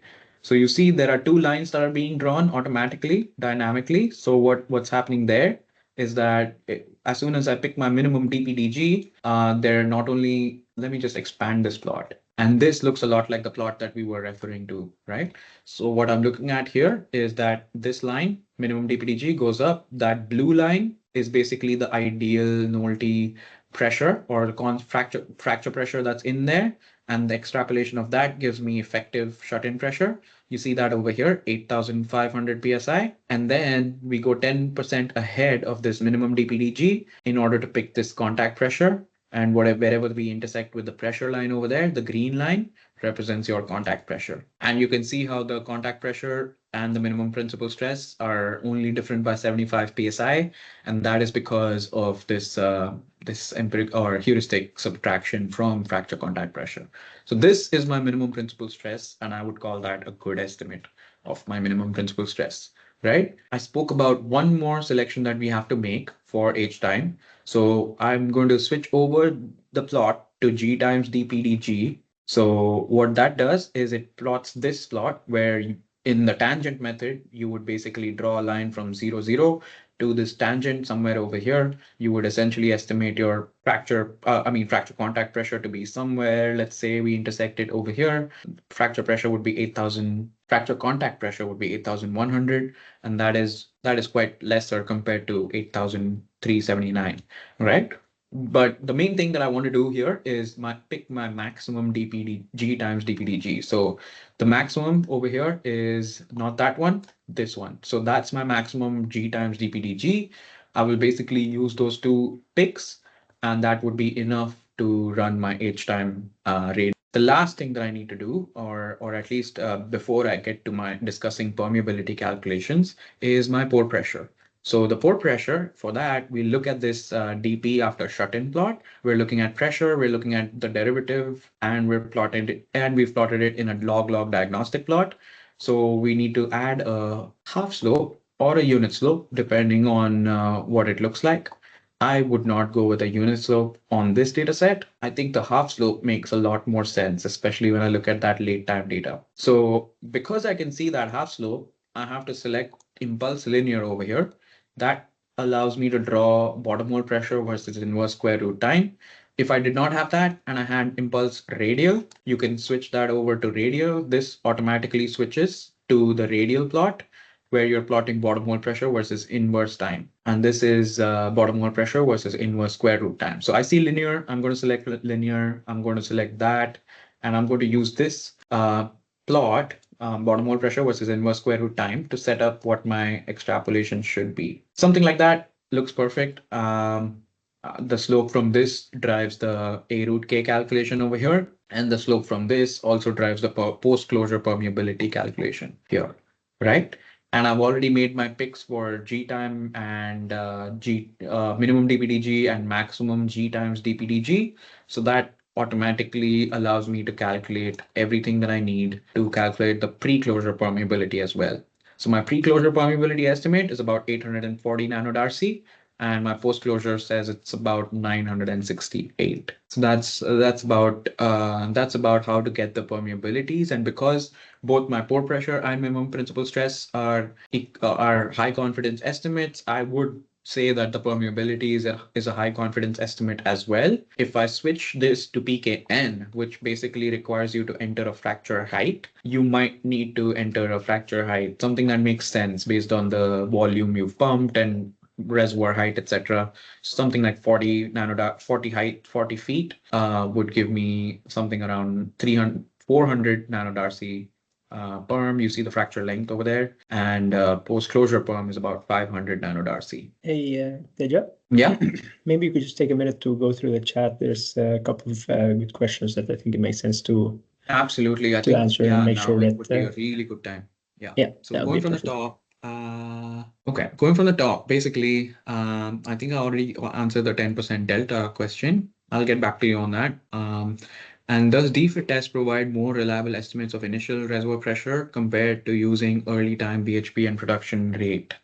Yes, I would believe that the DFIT would give you a better estimate, provided that you have let the shut-in continue for long enough to see that post-closure transient. The problem is that in most unconventional wells, which have really low permeabilities, it might take weeks or a couple of weeks for that post-closure transient to show up. And then once it does, it still gives you a permeability or pore pressure estimate that might track lower than what your PHP is. So it's just take it with a pinch of salt, I think. But in terms of reliability, if somebody told me they had a good high confidence pore pressure estimate from a DFIT of that well, I would take that compared to the using early time BHP for sure. Okay. And then the next question is, okay, yeah, I think I answered that just now. Yeah, I agree with Hari on that. For viscosity and total compressibility, which fluid assumption should we use? Do we use the formation fluid viscosity and SW for total formation compressibility? Yeah. Basically, what his question is that these fluid viscosities and compressibility, should they relate to the pure water volume that we just pumped to create the fracture, or should it relate to the reservoir fluid? And the answer to that should be reservoir fluid, because we're trying to estimate the permeability, effective permeability for the flow of reservoir fluid. So once we have the leak-off coefficient, the leak-off coefficient is then used in an equation with permeability along with these fluid properties to calculate the permeability. So that's why once we're done with this whole analysis and we get the leak off coefficient and the leak off rates, etc., we're going to use the total or we're going to use the fluid properties to basically get the effective permeability for that well fluid. That I hope that answers your question, Mohammed. And then how is it calculating the area? What is H? Are you entering drainage area A? No, we're not entering drainage area A. What we're basically doing is that once we have these equations set up, once we have these selections made, the minimum DPDG and the maximum DPDG, what we do is we write a mass balance equation.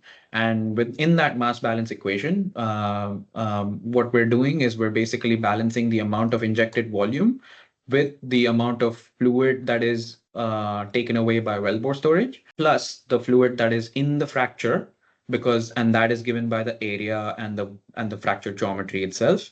And then the last thing is how much a leak off is has occurred into the formation. So the leak off related components will give you the permeability. And the middle part of that equation is how much fluid is stored in the fracture. That gives you the area or geometry in general. And what is H? So essentially H here is the fracture height.